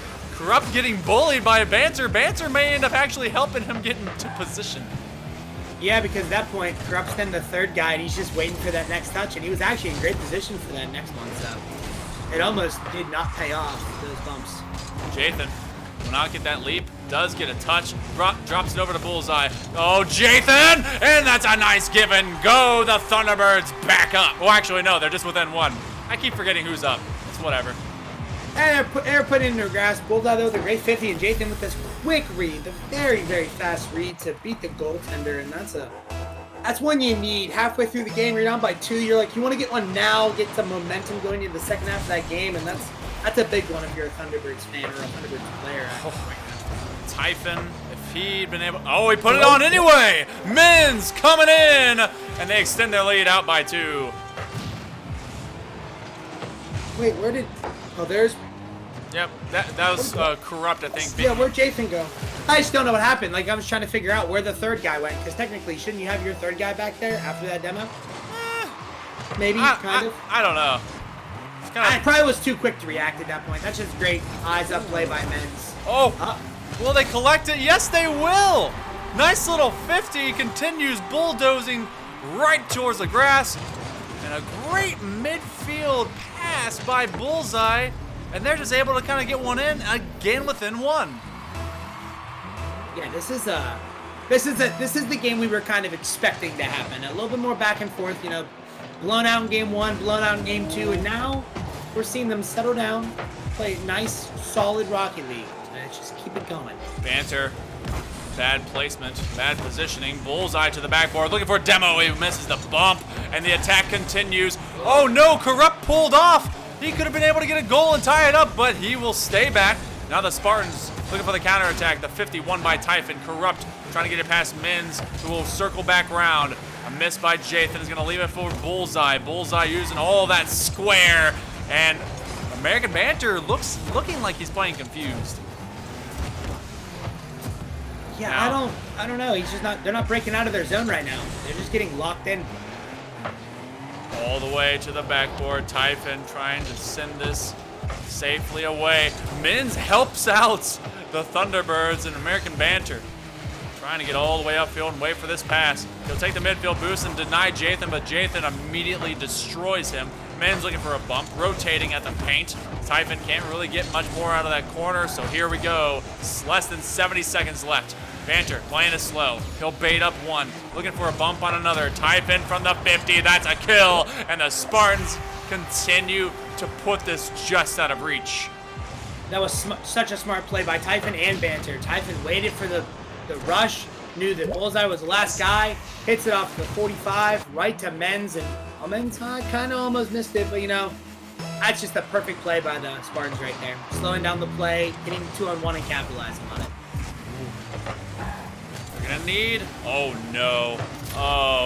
If they were gonna be within reach of this game, they're definitely not making it easy for themselves. Why did Krupp pull off? Why did he pull off?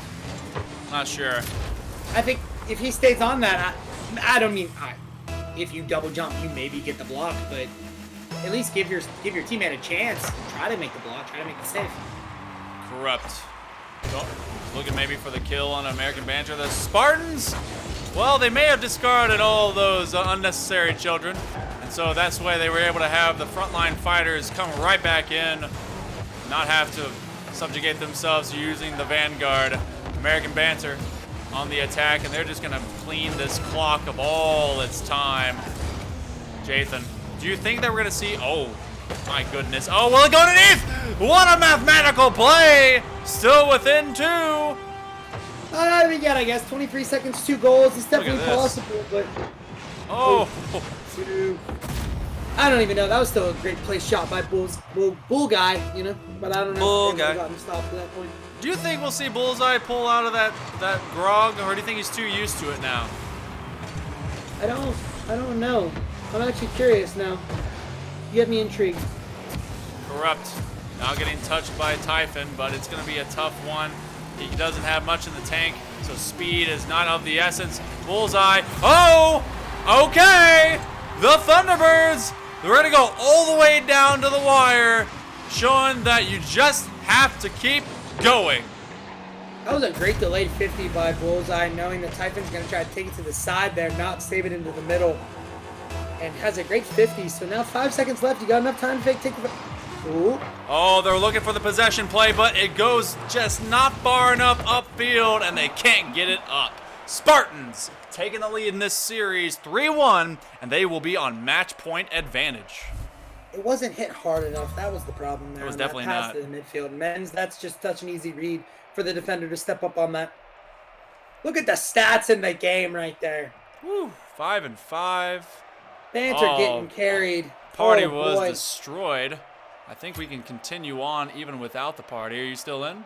Yeah, I'm still in the game. We're good. All right, so we're fine. Everything's fine out here. We Gucci here. But nah, Banter letting Menz and Typhon take care of the heavy lifting there and just kind of chilling in the back, hanging out. Yeah, there wasn't a whole lot that Banter was doing right in that game, but he did provide a couple of clutch saves that otherwise would have led the Thunderbirds even closer into this match. Thunderbirds, they are now on their final lifeline. If they cannot get to Game 5, they will not make playoffs. Spartans at the edge of making it to the postseason. All they have to do is do exactly what they did here.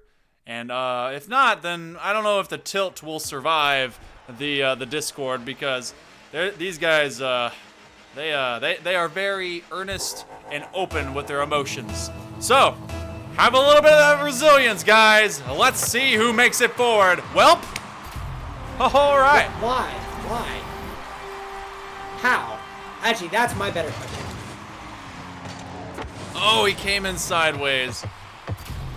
Oof. Just oofs in the chat. Like, oof. Like, come on, you're in Champ League, you're in GC, you can't take a face off. Come on now. That's the one thing you should be doing. All right, Bullseye has stayed with it. Going for the flip reset, trying to block out Menz. Corrupt from the corner. Won't get a second touch. It will be Jathan. Oh, the double! Not quite, but it'd be Bullseye. Wow. He came in screaming at it and got it just behind Menz and Banter. He switched from the Octane to the Dominus, but it doesn't matter for that moment.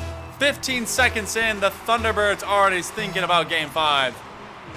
Yeah, I mean, that's 2 goals, 15 seconds. That's what you want to see off the backboard. Tapper, American Banter, nice little extra dunk.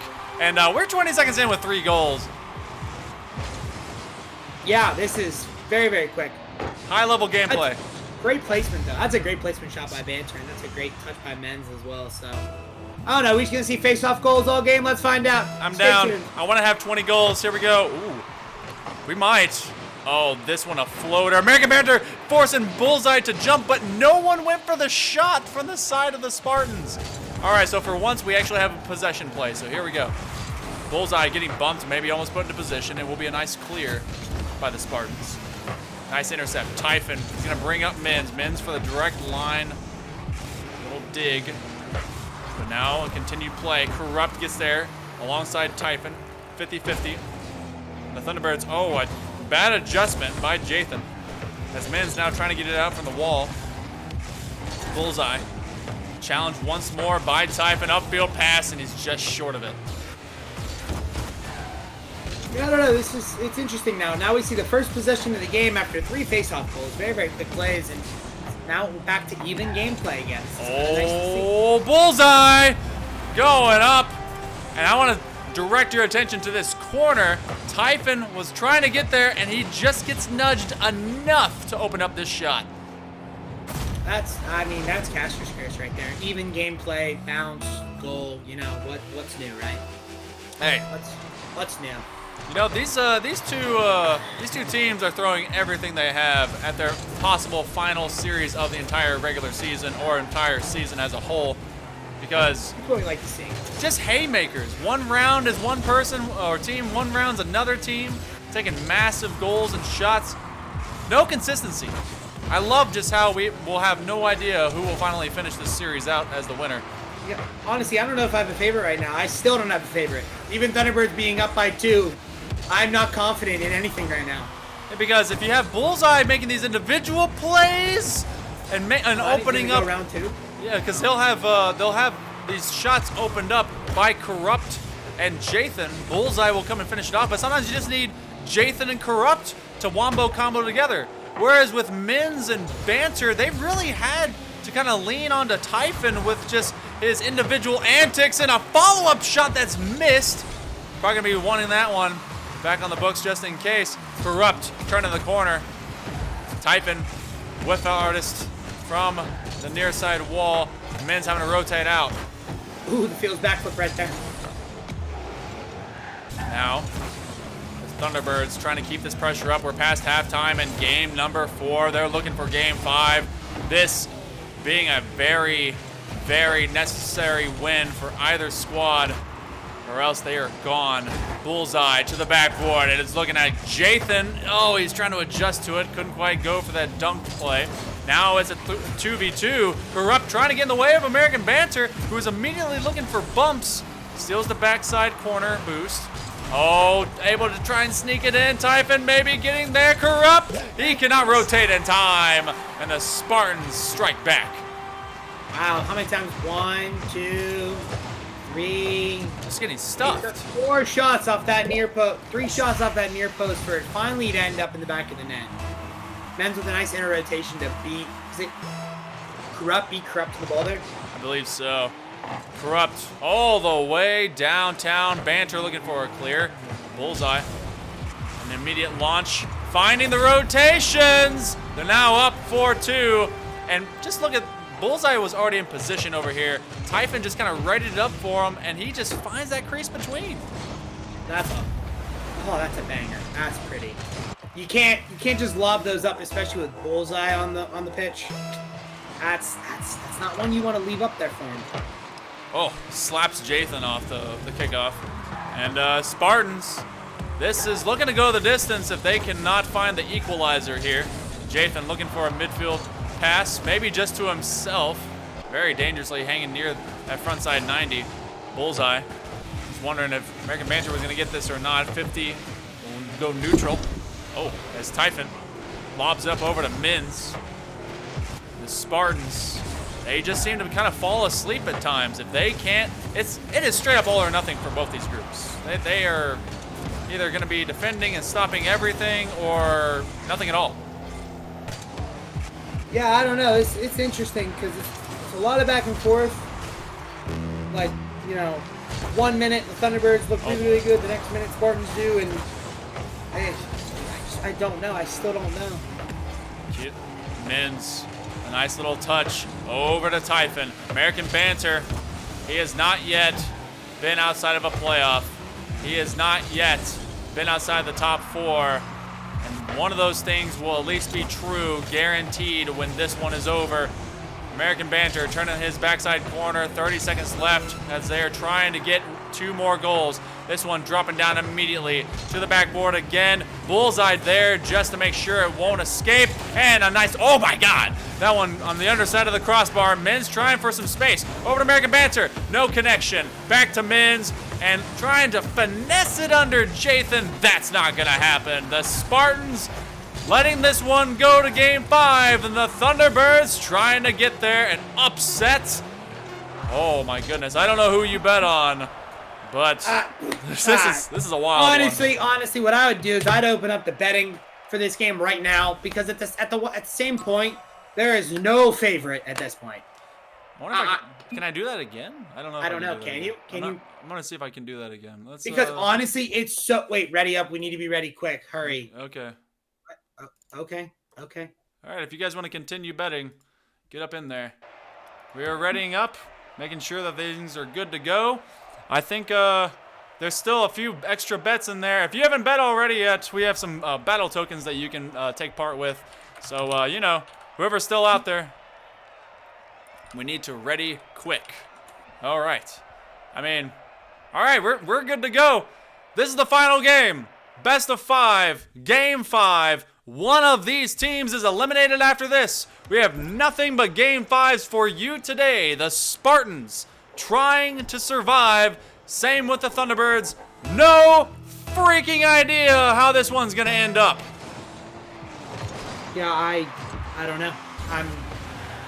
I'm so confused. I'm still confused because like now I'm wondering. You know, we've seen Spartans win a game, Thunderbirds win a game. Spartans win a game, Thunderbirds win a game. Are we going to see an even game now? I mean, who knows? Typhon, he ends up dishing it to immediately to the to the offense as they come over the midfield line, and they're just able to take advantage of positioning. From the way the chat is going for these two, it's seeming like they're on a timetable to try and get this going. Oh, a miss. Now to the backboard. They're going to try and bleed a little bit of this clock. Bullseye with a drop down and a nice shot up to 26 seconds remaining. Yeah, this is... Wow, that's a nice shot by Bullseye right there. That's a good play. All right. Up to Thunderbirds trying to up in the Spartans. The Spartans still looking for answers, looking for ways to get downfield and score. They have individual plays coming from both from all 3 of these players. And right now it's looking like the better squad in terms of passing. Maybe the one that wins it all. Thunderbirds now from their own half. No boost. Bullseye on the rotation. Jathan getting challenged. It's going to go back from Mins to American Banter. Bullseye, he makes a read from the other side of the pitch. Nice little flick. Doesn't get the boost. He's got to steal this back corner. That's going to slow him down. Doesn't even matter. Oh my goodness. Corrupt. Haven't been able to say his name yet because it looks like Bullseye's just trying to take matters into his own hands for the sake of the Thunderbirds. He's a man possessed right now. He is everywhere. And almost OGing. Mins and the Spartans. Will they come up short? Will this be the first season that American Banter misses the playoffs? I have no earthly idea. One of the biggest OGs and veterans of the draft series for the FLG.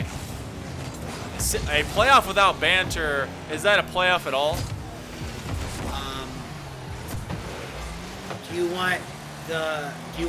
Which answer do you want? Do you want the good one or the bad one? Well, apparently Toast is saying yes. so it's a playoff. It's weird, but will there be less drama? I mean, you know there's never less drama. That is true. You're right. Not at all. Corrupt. You're right. Trying to corral this and keep the Spartans locked into their fortress. American Banter taking matters into his own hands. It's going to the backboard. Typhon with a cleanup. And we have one on the board. Approaching halftime of game number 5. 2-1 Thunderbirds right now. Yeah, this is it's getting real tight here. It's getting real close. All right. right, you wanted that balanced attack. It's been haymaker after haymaker, jabbing their way through these two boxing behemoth teams. Oh, go for the double. It's coming in anyway, and a nice stop. The three-headed Hydra of the Thunderbirds unable to get through. Only two able to take those touches. Corrupt, no challenge. It's going to be him versus Typhon. Min's off to the side. Upfield pass. It will go lateral. Min's going to wait on Typhon instead and work for some boost. Now, Thunderbirds consistently getting in the way. Oh, Jathan, where art thou? Will be Corrupt instead and extending their lead once more. What did Banter do? Nothing. What was... Did he jump and then realize that he wasn't supposed to jump? And then it went over him as he's... Like, I don't know what he did. I think it's just a complete and utter mystery. And at that point, the ball is just sitting there. So, easy shot for anyone in this league. Oh, Banter almost able to outpace the clear. This one dropping straight to the post and Bullseye. He is going to help them out. Jathan over to Bullseye. Bullseye with a shot going to the post anyway, turning out the corner. Thunderbirds, less than 2 minutes remaining to make it to the postseason. Spartans, they are on death's door now, playing for the Emperor and for pride and to get to the playoffs. American Banter, what the hell was that? Trying to get a pinch. He will loft it, moving it around Corrupt. And just now, to the post, Typhon with a shot! And once more, Typhon keeping them in play. Typhon does not want to lose this game. He is on a mission to single-handedly carry his team to victory. Oh my goodness, within one again. Minute and a half mark, encroaching. Oh, the follow, Men's to the back. Bullseye, he will actually miss!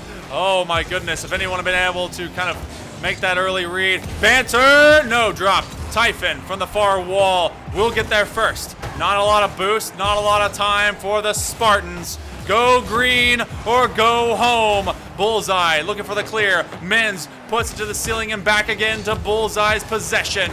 He will beat out that 50. He goes neutral. Spartans, 60 seconds left, facing elimination from the season. American Banter against Corrupt. Oh, looking for one more! Trying to consistently put it out of reach, and the Thunderbirds are back up by 2. Great 50 by Corrupt, and Bullseye just beating out Men's on the shots at the near post, and Typhon's nowhere close at that point. There's no way he's going to be able to rotate that fast back, so... Down by 2:53 seconds is still doable, though. All right, this is do or die time. This is drama. Typhon trying to do everything he can. Min's on the forward floor. Corrupt and Bullseye. Bullseye bails out. Corrupt to Jathan. It's going all the way to the opposite end of the pitch. Bullseye already there. He's going to get challenged and he gets 50'd. Min's a little bit too close for comfort and now trying to take away possession. 30 seconds left. One more touch. Nice infield pass. Banter, he goes all the way upfield. Now turning the corner. It's going to be very high and an easy clear. Everyone rotating away. Corrupt with a drop. And it's going to be Jathan with the kill. It goes off to the corner.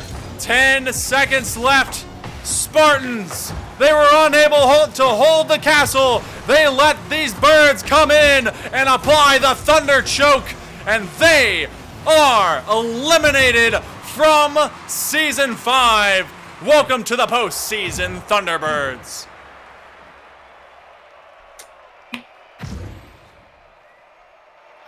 I don't know, Craft. I don't know the answer to that question.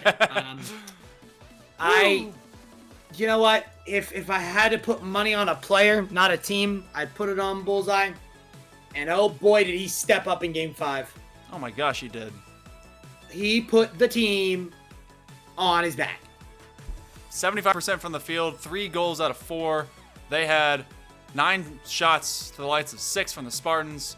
Typhon doing everything he can to get this team moving forward, and all they did were take steps backwards.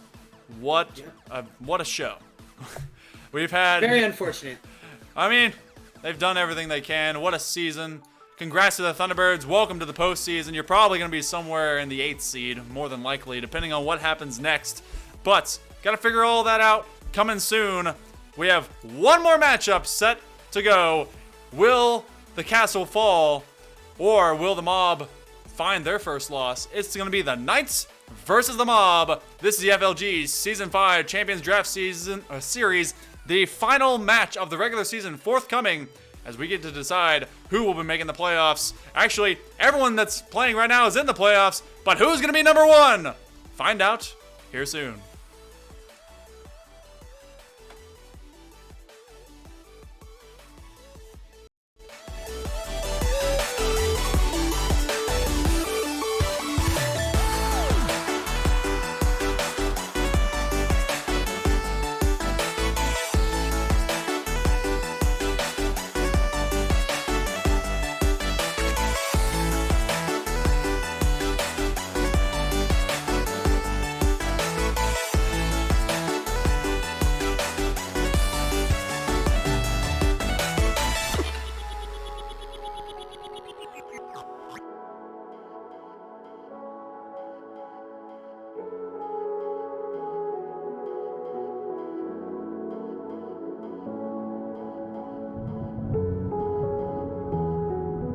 I was all alone.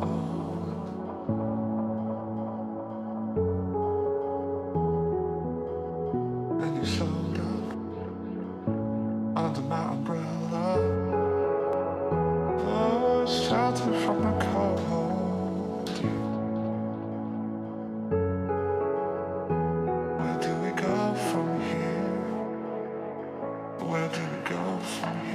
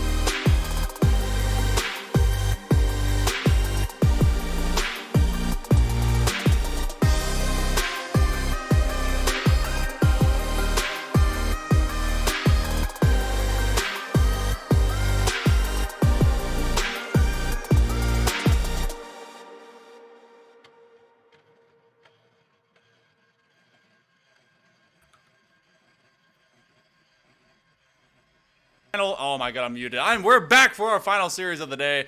There's a lot of technical difficulties going on, and I apologize for all of you that may think, oh man, this guy's not a professional. Well, guess what? I'm not. So, anyway, we're back in it for our final series of the entire season. Well, for the regular season, rather. So, it is going to be the Knights versus the Mob. Andy will not be here today. Newsflash. That's happening. So, can the Knights survive without Andy? In fact, can the Knights survive with a Vanguard player? So, it's, oh, apparently cross-platform is not on, which means someone needs to undo what's been done. But we have a couple of fun things going on. So, for those of you that may have been in the Discord for the past few weeks, we've had a lot of fun going on with our populace, our membership, our people. And so, the mob has been rebuilt from what it was maybe a couple weeks or more ago to what it is right now. You have Danpai, who will be seen as Daniel in the game, Venue, and then I believe they just recently had a departure, so a brand new player in Azuro is going to be joining them. And so for the Knights, they have leaned a lot, if not the entire season, on to Andy. So he's not here, but Mr. P, Jay Hensley, and now a Vanguard Knight with votes. Hey, cross-platform still isn't enabled. Someone's still messing up here. Oh, goodness gracious, great. I know for a fact that mine is because I play with cross-platform all the time. I'm 90% sure mine is too. Hold on, let me put in the chat. Okay, so we're going to be figuring that out here soon. But let's take a little peek into what our current stats look like between these two. So, Mob has been posting up some of the biggest numbers of any squad in any league possible. But again, that's not exactly the same squad that exists now. So these numbers may be skewed. Yeah, that's just a little bit. So we've got 3.5 goals per game. That's a pretty massive number. Same with assists. So every time they get a goal, they are making sure to pass to one another. And they're pretty stout on their defense too. But let's talk about almost 50% from their shooting percentage. Ridiculous. Absolutely insane. It looks like we're getting everyone back in that needs to be back in, and hopefully we have everyone kind of reset to figure this one out. But the Knights been doing pretty well as well. But again, a pretty stout group when it comes to with Andy. Now with him not here and using a Vanguard player, but the other side is using a Zero. J-Rod, what are you thinking? I know you're busy trying to make sure all our groups are set up and good to go, but looking at these two squads, yeah, I don't know. I'm still getting. Hold on, let me go check on the Knights real quick. Let me totally see okay. Hold on 1 second. And if you guys are just now joining us or have been with us for just a little bit and are wondering about our schedule going into next week, well, here we go. Next Friday will be day 1 for the playoffs. On Friday, just like we've been doing every single weekend for the past 4 weekends, it's going to be Friday's Challenger, Saturday's Vanguard, and Sundays is Champion. So for Friday, this forthcoming Friday, it's going to be 7 p.m. as per normal. Actually, nothing really changes schedule-wise when it comes to the Challenger League playoffs. They're going to do 3 matches. Day 2, another 3 matches. Whoever wins out in the end, and maybe we'll have a bracket reset. It's going to be a total of 6 matches. But that should be it. And so you can see all that in the Discord as well for all of our, the nuances that come to the actual scheduling.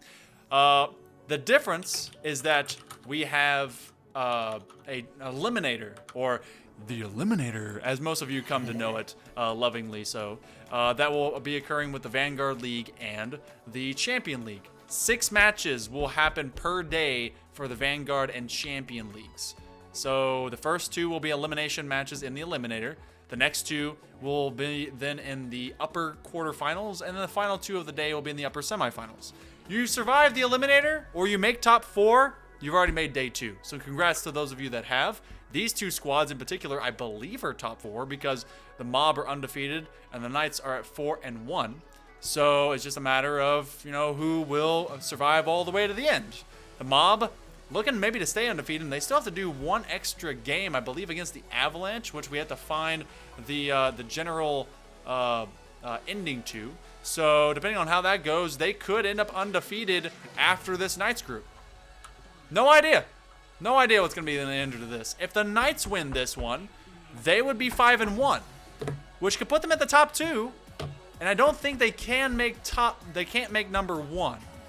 So not sure. There's a lot of factors that go into this, and from what I've also been told from my perspective, if the Mob win here, and I think it's a 3-1, the Knights would get knocked out of top 4, and Tsunami moves in at 4. Really? Oh man. There's a pathway for Tsunami to be top 4 if and only if the Knights have to lose. Well, we're gonna They have to lose quick and not a lot of games. Well, we're going to figure all that out here forthcoming. I know you guys love to hear me talk, but I think it's finally time for us to get down to the field. This is our final series of the regular season. Champion League finishing strong. 4-1 Knights, 4-0 Mob. Will an Andyless Mob be able to survive? As Zero, the clutch sub, is able to get the Mob up first. No, I think this is actually a late turn pickup for the Mob. I think Zero is now on the team of Mob. Oh, that's true. He just made it through the free agency. That's true. Yeah, I think that there's been a lot of issues. So many issues. But hey, thank you for all the free agencies out there being active and being available to play for these teams when everything hits the fan. You know what? That's why we have these drafts and we have free agents that stick around. Oh, so a little bit of a fun fact. It's not going to be Vokes. It's Swanky the Eagle. So he is actually on the Vanguard squad of these Knights. They've been doing quite well with Swanky at the helm, and Swanky solidifies this shot as we get tied up inside the first 30 seconds. Yeah, when I joined into the party, made sure to see what was going on. Well, P's computer crashed, so that was part of the problem. Nice. And Swanky, he was just excited to be there. It was really cool. Like, it's one of the things. I think he was just excited to play in the higher league, like that challenge that he's approaching right now. And think he's excited for it. There's quite a few people that will be elevating their level of play into the Champion League from the Vanguard League in Season 6, whenever that's going to be. But they have to prepare for themselves for really kind of getting up to that next difficulty level. Going from kind of hard to definitely hard. Oh, a nice upfield touch as Zero trying to drop this one all the way from downtown. Swing of the Eagle, maybe looking for a bump, trying to take advantage of mistakes. Jay Hensley left with an open net, not quite. Daniel, who has taken over as captain of the mob. Oh, he's gonna get smacked. Mr. P coming in and able to get the lead for the Knights. Always a Mr. P fan. Daniel, I don't know why taking this into the middle he thought was a good idea, but that was not what you wanted. That was the opposite of clutch. A little bit. A little bit. So they are going to be calling for a server reset after this game, which is well within reason and legal for both teams to proceed to do. Dan trying to get all the way to that backside corner. Lofton to get it over to the Knights. Knights on the attack. A nice little pop. And Zero is able to keep it safely at bay. Oh, but Venue coming in clutch as well. Hasn't played too many times. Daniel, gonna see how this one went in. That's a great shot by Daniel. Little air roll, little flick to the far post. Mr. P thinking Jay Hensley's got it and just fires it right by him. So far, these two have been just kind of throwing every single thing they can at one another. Both of these squads in the playoff. Now it's just a matter of will it be a first or second round bye. And this could be a potential. Oh, they steal it. Mr. P trying to continue the attack, dropping it from the crossbar, and Jay Hensley gets involved in the mix, and the Knights back up. Yeah, just using the back wall, punishing the back wall, and then a great shot by Jay Hensley there. Keeping the Knights up. I really did not expect the Knights to come out with this much force.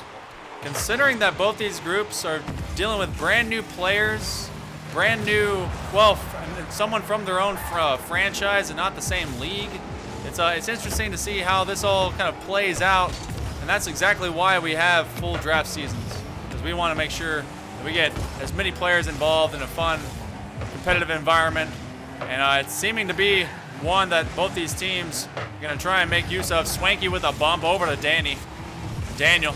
He's kind of ball blind. Oh, a nice flick! And trying to follow. Daniel able to navigate traffic, and we're once again tied directly at halftime of game one. What a beautiful solo play. I mean, staying composed, reading the bounce. Beautiful. I'm surprised no one went to go and bump him, or anyone. Everyone jumped for the save, which is understandable. Oh, it's gonna be Venue. He cannot get the takeaway. Swanky the Eagle is gonna try and soar directly through both these defenders. Jay Hensley being used as a backboard. Daniel perhaps gonna get the follow-up as Zero pressuring the situation. That's a double commit, actually a full triple, but it doesn't matter! Daniel from the backboard! And now the mob switch this lead again. Wow. Beautiful. Just so clean, so pure. Cool, beautiful, calm, collected. Yes, sir, baby. We have had now 3 lead changes between this group. We're probably destined to see more Mr. P burn through all of his boost. And now Swinky the Eagle trying to find something from his own back corner.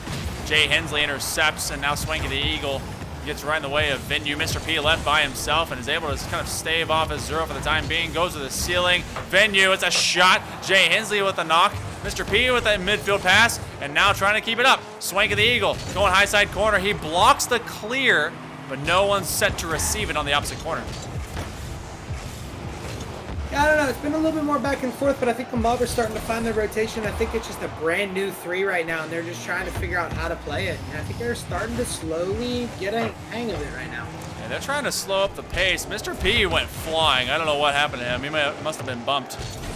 Daniel, good individualist in terms of play. He knows how to keep possession.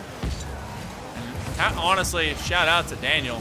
for having to take such a strong position as captain this late in the season for a team he knew not, and having to rebuild it from scratch and doing great things. Their previous series was a sweep. Daniel waiting on Venue. This will come off the crossbar. He's going to go from the outside, and a nice read. Now up to out inside the last minute of game one. A great carry by Venue over 2 players, and Daniel beating Jay Hensley to that read, and that's a great shot. Great play by the Mob here. The Mob, they started off fast, lulled a bit in the middle, as both these teams just trying to find balance in the force between one another. Oh, this one all the way back. Mr. P has to connect. He will not, but neither will Daniel. Of all the good he's done, that one should have been in. He's calling himself out for it. Jay Hensley cut off right at the single lane, Main Street. A little bit too crowded with traffic. Mr. P, oh, that's a shot towards post. Zero trying to get over our pink-hatted friend. A little bit slow, but he will make it just a little bit tighter. The Knights trying to work with what they've got, and this one just a little bit out of reach. You're going to have to wonder if the Mob are going to continue their undefeated season for the entirety of this series. Yeah, no, Mob had a great first game. I think they started off a little slow, maybe a little confused, but then you start to see the dominance that they had. All right, so game number one. This is kind of what I expected. Oh yeah, we will be having a reset of the server. So. Oh yeah, that's right. We have to leave. I forgot. It's all right. It's all good. That's right. Yep. So just a little bit of a break. No big deal.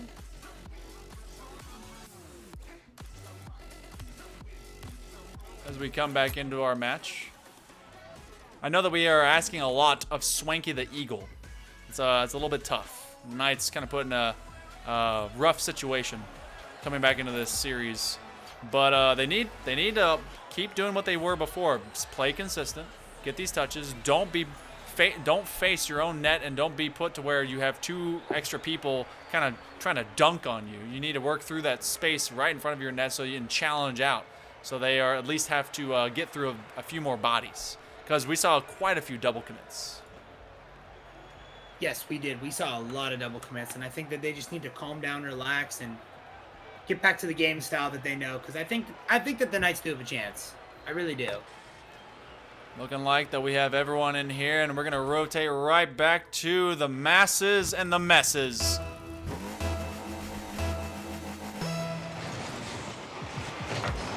Mob, going to take game one. Oh, this one's slung all the way downfield. Daniel already on the attack. All 3 members of the Knights. Here's the thing, too. The Knights default to going low. No one defending that backboard. Daniel trying to skip to his Lou and get around Jay Hensley. Jay Hensley getting around 2. How many times is he going to get that ball? I don't know, but that was great 50. Now we're opening up some space. Oh, Swanky just missed that flick.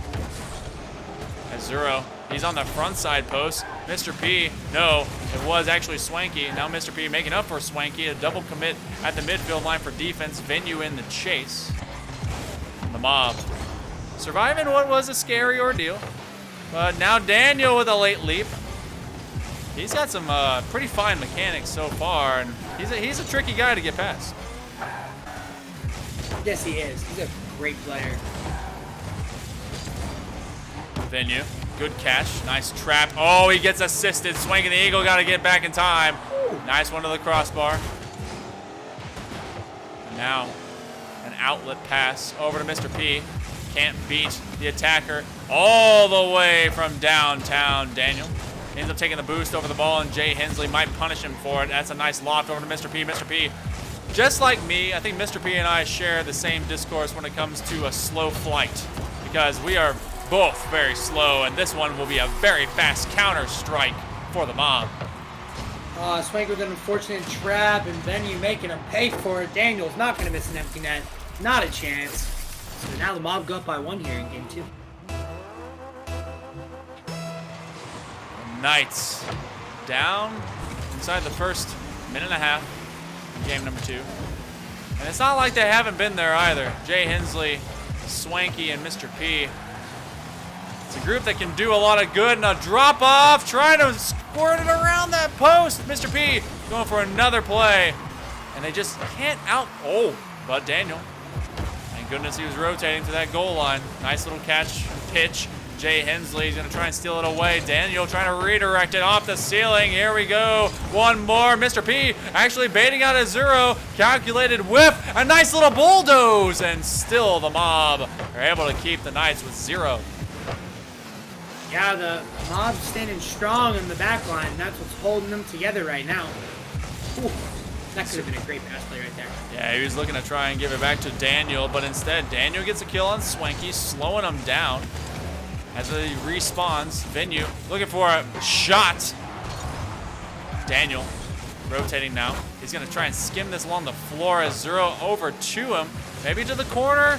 Can't quite get the read. Jay Hensley dead, but no one coming in to collect that point. Oh. A lot of these kind of 50s, these airborne 50s, they're just, it's a reactive display. They're thinking that one guy's gonna hit it and then no one does. It just looked like we're all calculating upfield. It's just a bunch of, you're going up, you're like, oh, he's gonna hit it. Okay, he didn't hit it. The other one's like, he's gonna hit it. Okay, he didn't hit it. Infield. Well, great infield. Yeah, wow. I mean, that was a great infield pass. It was just a miss by Jay Hensley. Got to connect with those. Shot on! Swanky with a save. Oh. Not out of the danger zone yet. Yeah, the Knights standing strong. Shields up. Swanky all the way downtown. Daniel's going to try and carry it. Takes it away from Venue. But Swanky's there. Steal the ball. Possession going back to that of Mob. Mr. P trying to shut him down. Hensley turning out of his own post. Can't quite get around him, so they're going to work to the opposite end. Daniel waiting on Mr. P. Oh, he's getting chased by his teammate. Odd positioning. Swanky with the set.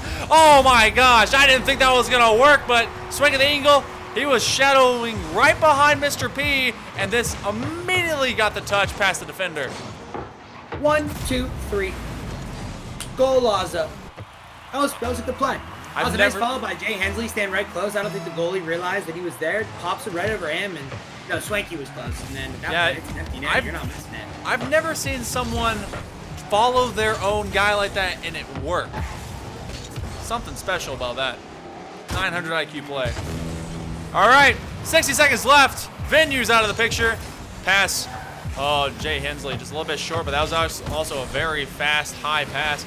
Mr. P trying to deny the immediacy of this counterplay. Daniel. Oh, he's looking for a Zero. He can't get to the exterior side of the ball. Good kill onto Swanky. That'll slow him down. Mr. P! Oh, Venue. Once more. The Knights. They send the mob packing, but they can't quite complete the raid. A Zero looking after Jay Hensley. Daniel with a shot, and they can't turn the corner. Jay Hensley stayed on the ground. Swanky to that forward side pitch. Oh, this one will arc all the way over. And Jay Hensley trying to drop it back into pay dirt. Daniel by himself, looking forward. Oh my goodness, over Venue! There go the Knights, and 4 seconds left.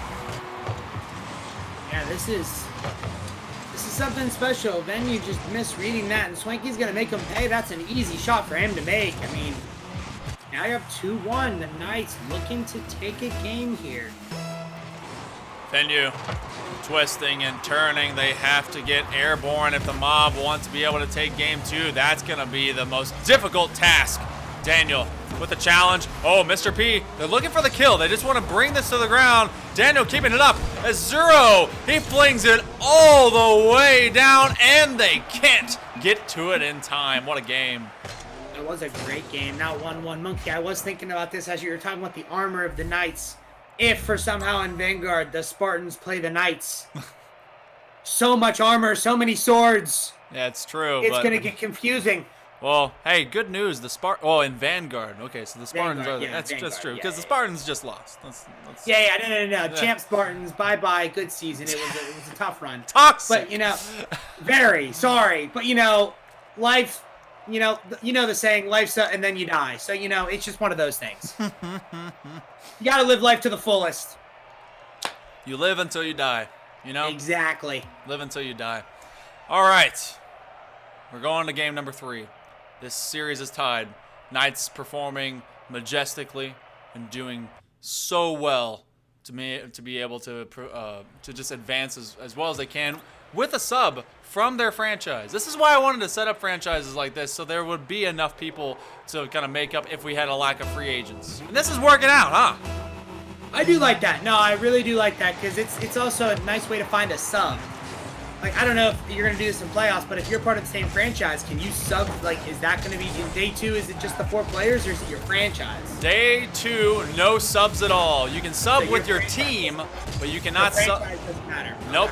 But you can still sub day 1, just like we've done all the other playoffs. Okay, I just wanted to know if that was anything different at all. All right. Daniel.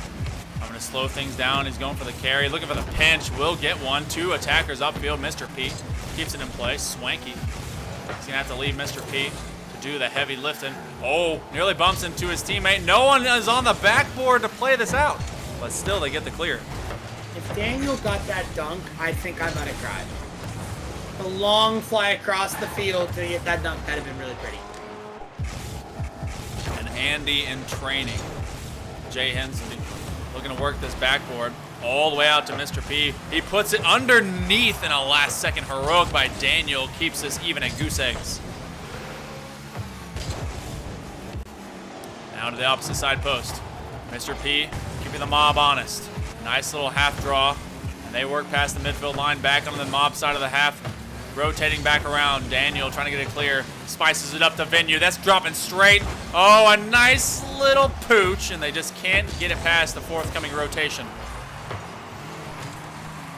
Yeah, Mob are getting trapped right now. They are getting trapped. It's good rotations by the Knights. To the backboard again. And the Knights are not overcommitting to this upfield shooting gallery either. Because they realize if they get a little bit too close, the counterplay can come immediately. Nice bump as Zero actually now in an upfield position to take this pass. Mr. P, he cuts off the rotation from Jay Hensley. Now Jay Hensley sent to his own backboard. That's a miss, but still the Knights return to form. Venue with a nice save. And Mob still kind of mostly trapped in their half. Mr. P, he gets it past. P's in the chat. That's a slap. That's a bouncer, baby. I told you, like, that's a tough shot to save because Daniel's expecting something different and goes down, ball goes up. That's a tough one to read, and Mr. P putting the Knights ahead in game 3 here. This is looking up for the Knights right now. Getting some heroics going. Venue just kind of comes off from that top corner really fast, and the Knights, they have been able to just, I mean, the rotations are now starting to break down a little bit, so they need to kind of, keep steady. Swanky flinging it all the way back. Extra touch is going to keep this aloft. Mr. P just putting one where Daniel has to react with the Mob now in chase. Swanky. The Knights never have to worry because, honestly, the Mob, they get maybe this one half touch over the midfield line for a moment, and then they are able to just kind of exit their half of the pitch immediately. Wait, the Mob are? No, the Knights rather. Oh, okay. Yeah, the Knights are just. Oh, that's a peculiar bounce. Oh, that's a great 50 in the midair. Swanky. Oh, he actually bumps aside the attacker. Now, finally, the Mob put in a very good possession to score. Venue, he ends up getting the credit, and this one just crawls in. Math. An unfortunate, calculator. But no, that's a very unfortunate touch by Mr. P. Speeding it up, giving some time, and that's a tough read for the goaltender. Not reading that deflection. Minute 47. All right, so you've seen 2 games worth of play, and you're seeing how balanced this is right now. Who do you kind of sit with? Knights or Mob? What's kind of? I don't know. I think that the Mob have the ability, but I think they're letting the Knights play a stop.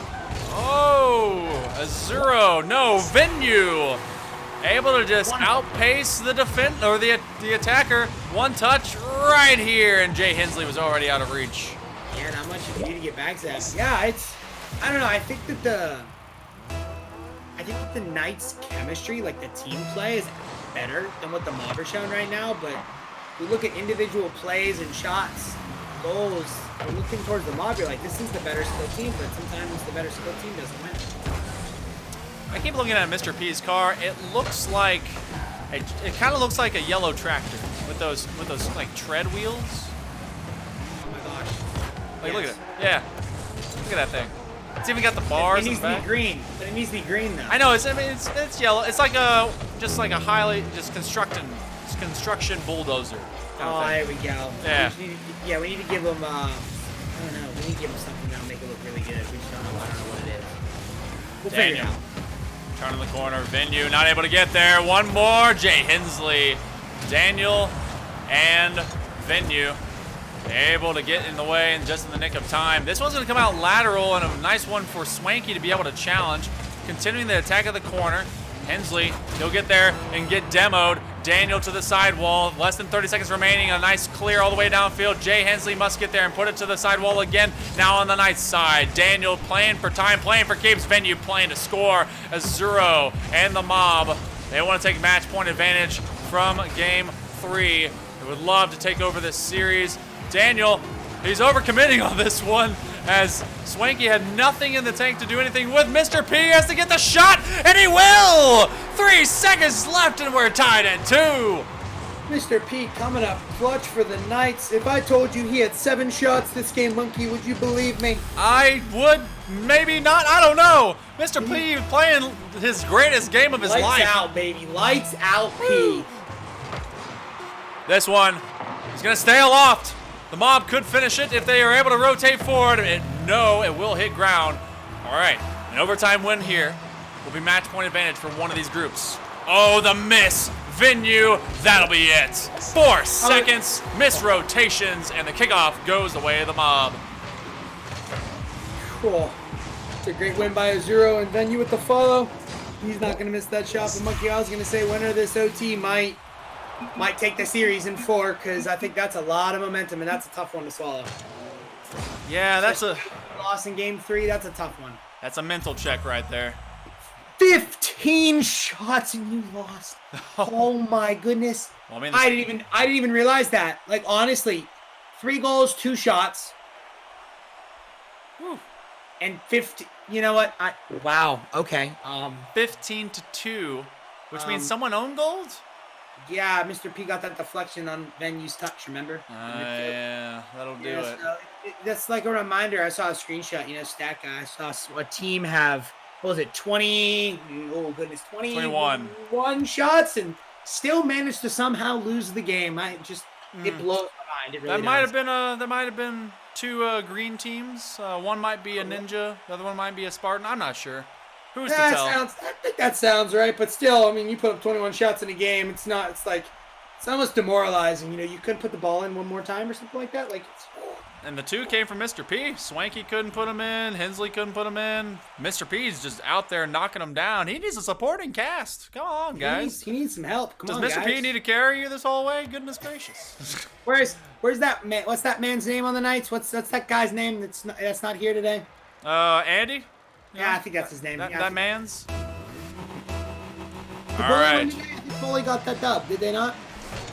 I believe Bully gets dubs all the time. Any of the people that ever doubted the Bully boys, they don't know nothing about Rocket League. Oh, Swanky!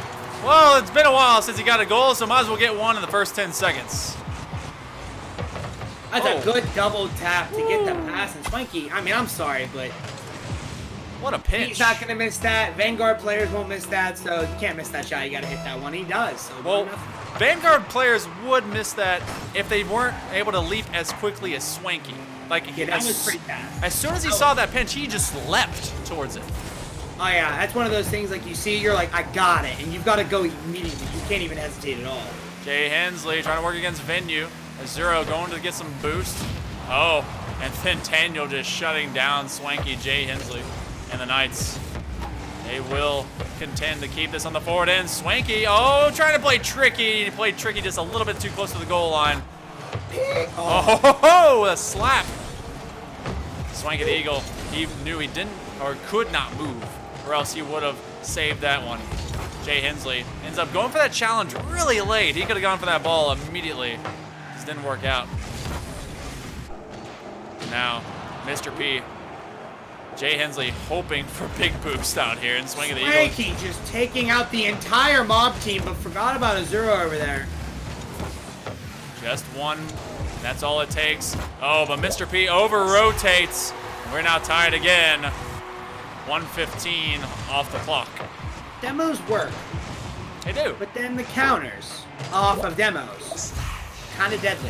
If you're not mindful to keep track of them, you will lose out. You lose track of where they're at, and the next thing you know, man's taking a shot, and you're like, oh, when did he get there? Oh, a shot indeed, and Mr. P can't catch up. Daniel now immediately gets the lead for the mob. Wow. How did he get a wrap? Oh my goodness, that's a how did he get that angle, Monkey? I don't know. Where did he pull that one out of? I haven't. Pull that out of his bag of tricks, I swear. Yeah, that's a deep trunk of tricks over there. Swanky steals the midfield boost, takes it away. Daniel looking for upfield and is gonna go high yet again. Daniel with a shot, looking for a double, and a zero committed, which means we're now in a 2v1 foot race. Venue, he just has to get in the way of Swanky. Swanky, he's really waiting for, oh, he takes it away. Mr. P just piles it in. 3:18 left, and it's just non-stop offense. Look at that, Peter takes it away from Hensley, and P's like, nah, it was planned, calculated. Like, that was a great play, nice pass. Good vision. Soccer Senpai. I love that title. Soccer Senpai? Wait, whose title's that? That's Mr. P's title. Oh my gosh, that's great. Zero, he has no boost, which means he's just gonna kind of brick himself in the air. Venue, rotating immediately. Daniel getting bullied by Mr. P, who is just chasing him. You see that? On the opposite side. Oh, but Down. What Daniel. a read. Daniel got right into the fray. He escaped Mr. P, and then he just has to float. Wow. He knew that was coming straight down to. He watched the roll. He's like, yep, I got this. Easy, and just kind of floated his way right there. That was pretty. 3:02 left. The mob looking to complete a perfect season, regardless of how many changes they've had to have or make on their roster. Trying to contend to take that #1 position. They will have to figure out what to do with the Avalanche, and we have to figure out if they'll be able to do that tonight. Who knows how that one will end. Now, from the back wall, Mr. P looking for a clear all the way up to Swanky. Swanky maybe gonna get demoed. That's not gonna happen.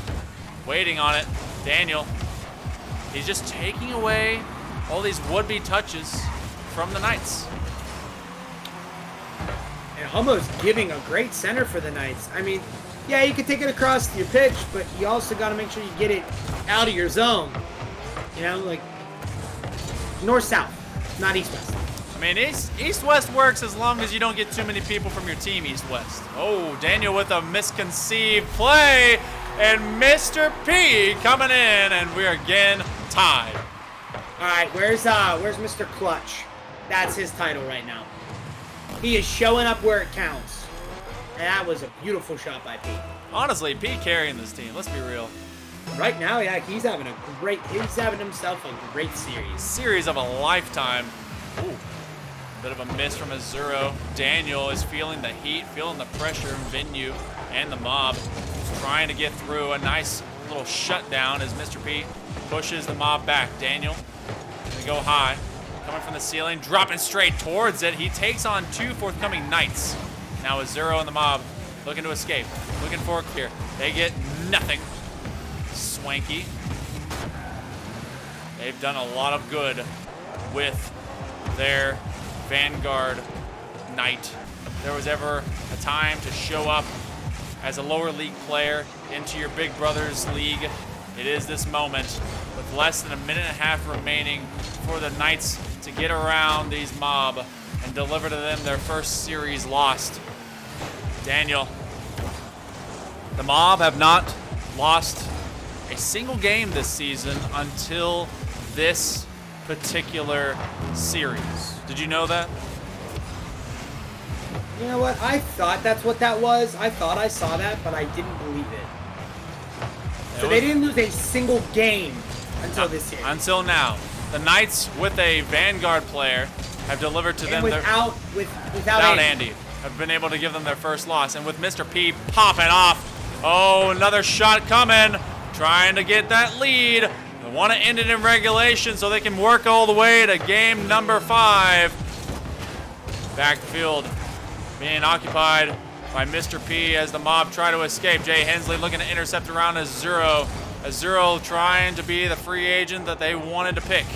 Venue with a nice challenge. It's going to go to the ceiling. Mr. P with the drop off. Daniel's waiting on the wall and now having to rotate and escape. Drop to Mr. P. Around 1, maybe around 2. A drop to Hensley! And the Knights are able to force it all the way and maybe go into game 5. Was this intended, Monkey? Was that a pass or a shot? It looked like it was a calculated pass if I've ever seen one. That was a nice pass. Oh my goodness, what a play by the Knights with 4 seconds left, up by 1, and one more play. Venue's underneath it. Azuro trying to pinch it, and Daniel can't get there. Our third game 5 of the night, and Mr. P and the Knights are trying to wish a good night onto this mob. I have no idea how this is going to end. Before P's first goal, he had like 20 points. Yeah. He was doing nothing. He went from the bottom to the top real quick. P is popping off. This is a great series for P. This is amazing. Just so you know, according to our Liquipedia statisticians, they, because of this game 5 that's forthcoming, the Tsunami are now in the Eliminator, probably as the number 5 seed. Yep, that's what I saw. Yep. Dang it. All right, that's fine. It'll be okay. So they play the Thunderbirds, right? I have no idea. I have no freaking idea. It's wild over here. The playoffs are getting insane. I don't know who's going to be coming out on top. The mob right now are struggling to keep their perfect season alive. Their perfect season definitely is down by the wayside. Mr. P and all these guys, Hensley, Swanky from the Vanguard lead, trying to take down Daniel, Azuro, and Venue. Let's go. It's game 5. It's anyone's grab to take the top 2. Oh, what a shot. Great save by Swanky. The mob trying to start fast, start strong, and start just leaning forward. Oh, Venue, the mob, they had not stopped attacking for nearly 15 straight seconds, and they're able to break through. 2 unfortunate misses. He flips to the right. Hensley missed it on the back wall, and at that point, Venue just has to hit the ball, and he does just that. Puts him up 1 in a group. That's an important starting goal right there. Setting the tone early. They are here to finish things off. But we have seen that all too often before. The Ninjas tried to do the same thing, and the Tsunami took them down. Swanky there late, which puts Jay Hensley. Oh my goodness, you can't just let Daniel carry that because he's going to carry that one all the way to the bank. He took his money bag and he's like, I got it. Hold on, I'm going to go deposit it real quick. All right, there you go. Right there. Nice and easy. Bada bing, bada boom, baby. There's a receipt. Cha-ching. Yeah, thank you. All right, 35 seconds in. Swing of the Eagle. Looking to challenge against Venue. Gives Venue an easy lapse out of his own half. Venue from Azuro trying to bump him. Daniel there just a little bit too soon, thinking that Azuro's going to have it. A nice demo. We're getting chippy out here now. Turning the corner. Venue looking to challenge. Oh, Daniel is waiting. Azuro's going to bump it all the way from the backboard. He's got a lot of boost to burn. He's going to have to pinch this off the 45. Tries to drop it onto the waiting Venue. Mr. P's all the way on that opposite post. This will drop from the backboard. The Knights survive another siege from the mob. Look at all these ball touches. He's just carrying it. And this is perfect because A, it keeps possession, and B, it elongates the time that the Knights are unable to go into offense. So, oh my goodness, but Jay Hensley, great vision. Venue errantly puts that all the way up to the ceiling. Azuro hoping they can get it clear, and no one came up to try and score that. I'm kind of disappointed with the Knights right there. Yeah, Swanky got a good bump to on Azuro, so there was actually a little bit of a gap there. It could have capitalized on it. Zero take away from Mr. P. Mr. P's going to take the midfield boost. Now Jay Hensley, a shot on. Daniel is in position, and he gets that last second save. Swing of the Eagle, a drop off. Mr. P, they realize and they have to go for a few more shots. Hensley, it's a lateral. He will take the boost from Daniel to the ceiling. Oh, he's just fluttering. What an elongated kind of flight time that was. Calculated pinch. Oh, but a pass to Jay Hensley. It gets shut down. Now Swanky, Dire Straits. Approaching halftime of Game 5, the Knights. They are trying to find some life here on offense. Hensley to Mr. P. Mr. P getting slammed, and they are just not able to move past this brick wall being made by the mob. Mob are playing some solid midfield possession and midfield stops. It's basically stopping the Knights from getting anything going, and that's been the key this game. That's why the Mob are up by 2. Knights don't have much offense. Hensley, Zero and Venue trying to just work it out of this corner. Swanky, he's going to go for a direct line. Can't quite get there. Now Hensley looking for the drop over to Mr. P. Mr. P is going to get challenged by Daniel, and it's going to go lateral to Zero. Venue looking to rotate. He gets behind the ball. Less than 2 minutes remaining. The Knights, against all odds, are trying to get a win over the undefeated Mob, and the Mob would love nothing more to take that #1 seed into the playoffs. Daniel from the opposite side wall will win the touch, but Swanky with the kill. Mr. P stops just in the nick of time to not own goal. Less than a minute and a half left. What can we see for the Knights? What do they have to do to just get through? Pressure the ball. Can't give Daniel that much time. I mean, he almost took it around all 3 of them. He did. A very cheeky reversal. Swanky is getting challenged by Venue. Clock not on the side of the Knights. Trying to carry it. Swanky goes all the way upfield in around 1, but Daniel looking for a midfield touch. Oh, and an intercept by P. P trying to get in front of his Zero. Not going to happen. A minute remaining. Good kill. Daniel gets a piece of it, and they will continue their flight time downfield towards the Knights. They've gotten 2 goals, the Mob, and it's probably all they're going to have to do as long as they keep possession and keep the Knights wanting. What a save. Swing of the Eagle. 35 seconds left.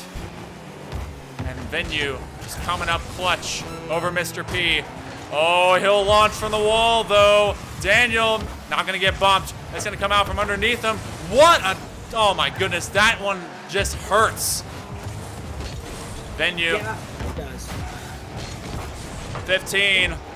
They have to perform some miracles here. The Mob defense is able to stand strong. The Knights challenged them, but it all went wrong. They will continue to be undefeated and will vie for the #1 position in the Champion League. I think that Daniel realized that, you gotta stay till the end. It's all right. He just wanted the no stats counted. For him. No stats. I don't care. No, I don't care. I'm not fighting for stats. He had a lot. He had like 600 points, 2 goals, 3 saves. I don't care. regardless. We'll give 1 goal to Zero and 1 goal to Venue. Hey. But congratulations to the Mob going 5-0, at least on stream. And for right now, holding that #1 position with an undefeated record. We'll see how they do off stream against the Avalanche, or if that one's even going to occur. But this is the end of our broadcast for the regular season of Season 5. I never thought it would come, as I never think that any season will end. It all just kind of continues, it's never It all blends together, ladies and gentlemen. It's just a blur because we have such a good time down here, but we also have a lot of challenges that come about. So I want to thank everyone that's been with us for the entire regular season. If you've been eliminated, I thank you so much for participating. You guys have been awesome, and I only want to continue to see more of your competitive spirit. If you are still competing with us into the playoffs, well, there's still more to do. Next Friday at 7 p.m. Eastern, we begin day 1 of the playoffs with the Challenger League. 3 matches for them, 6 matches overall, for each day, then forthcoming for the Vanguard and the Champion League on Saturday and Sunday. Saturday and Sunday, we will be starting at 4 p.m. Eastern. So, catch us a little bit earlier, because we're going to be playing hard, and these guys are going to be playing lights out to try and get out of the Eliminator. So, and man, my voice is gone. This is going to be rough later on. So, J-Rod, thank you so much for your casting. I know it's rough dealing with me every single day. No, it's not rough at all, Monkey. Oh my goodness. But you know what? You're awesome. You guys in the chat are awesome. Thank you guys for being with us, for being with me. You make it all worth it. And I'm going to bid you a good night. See you in 1 week's time for day 1 of the Season 5 Champions Draft Series playoffs. See you soon. Love each other. Be nice. And have a great night.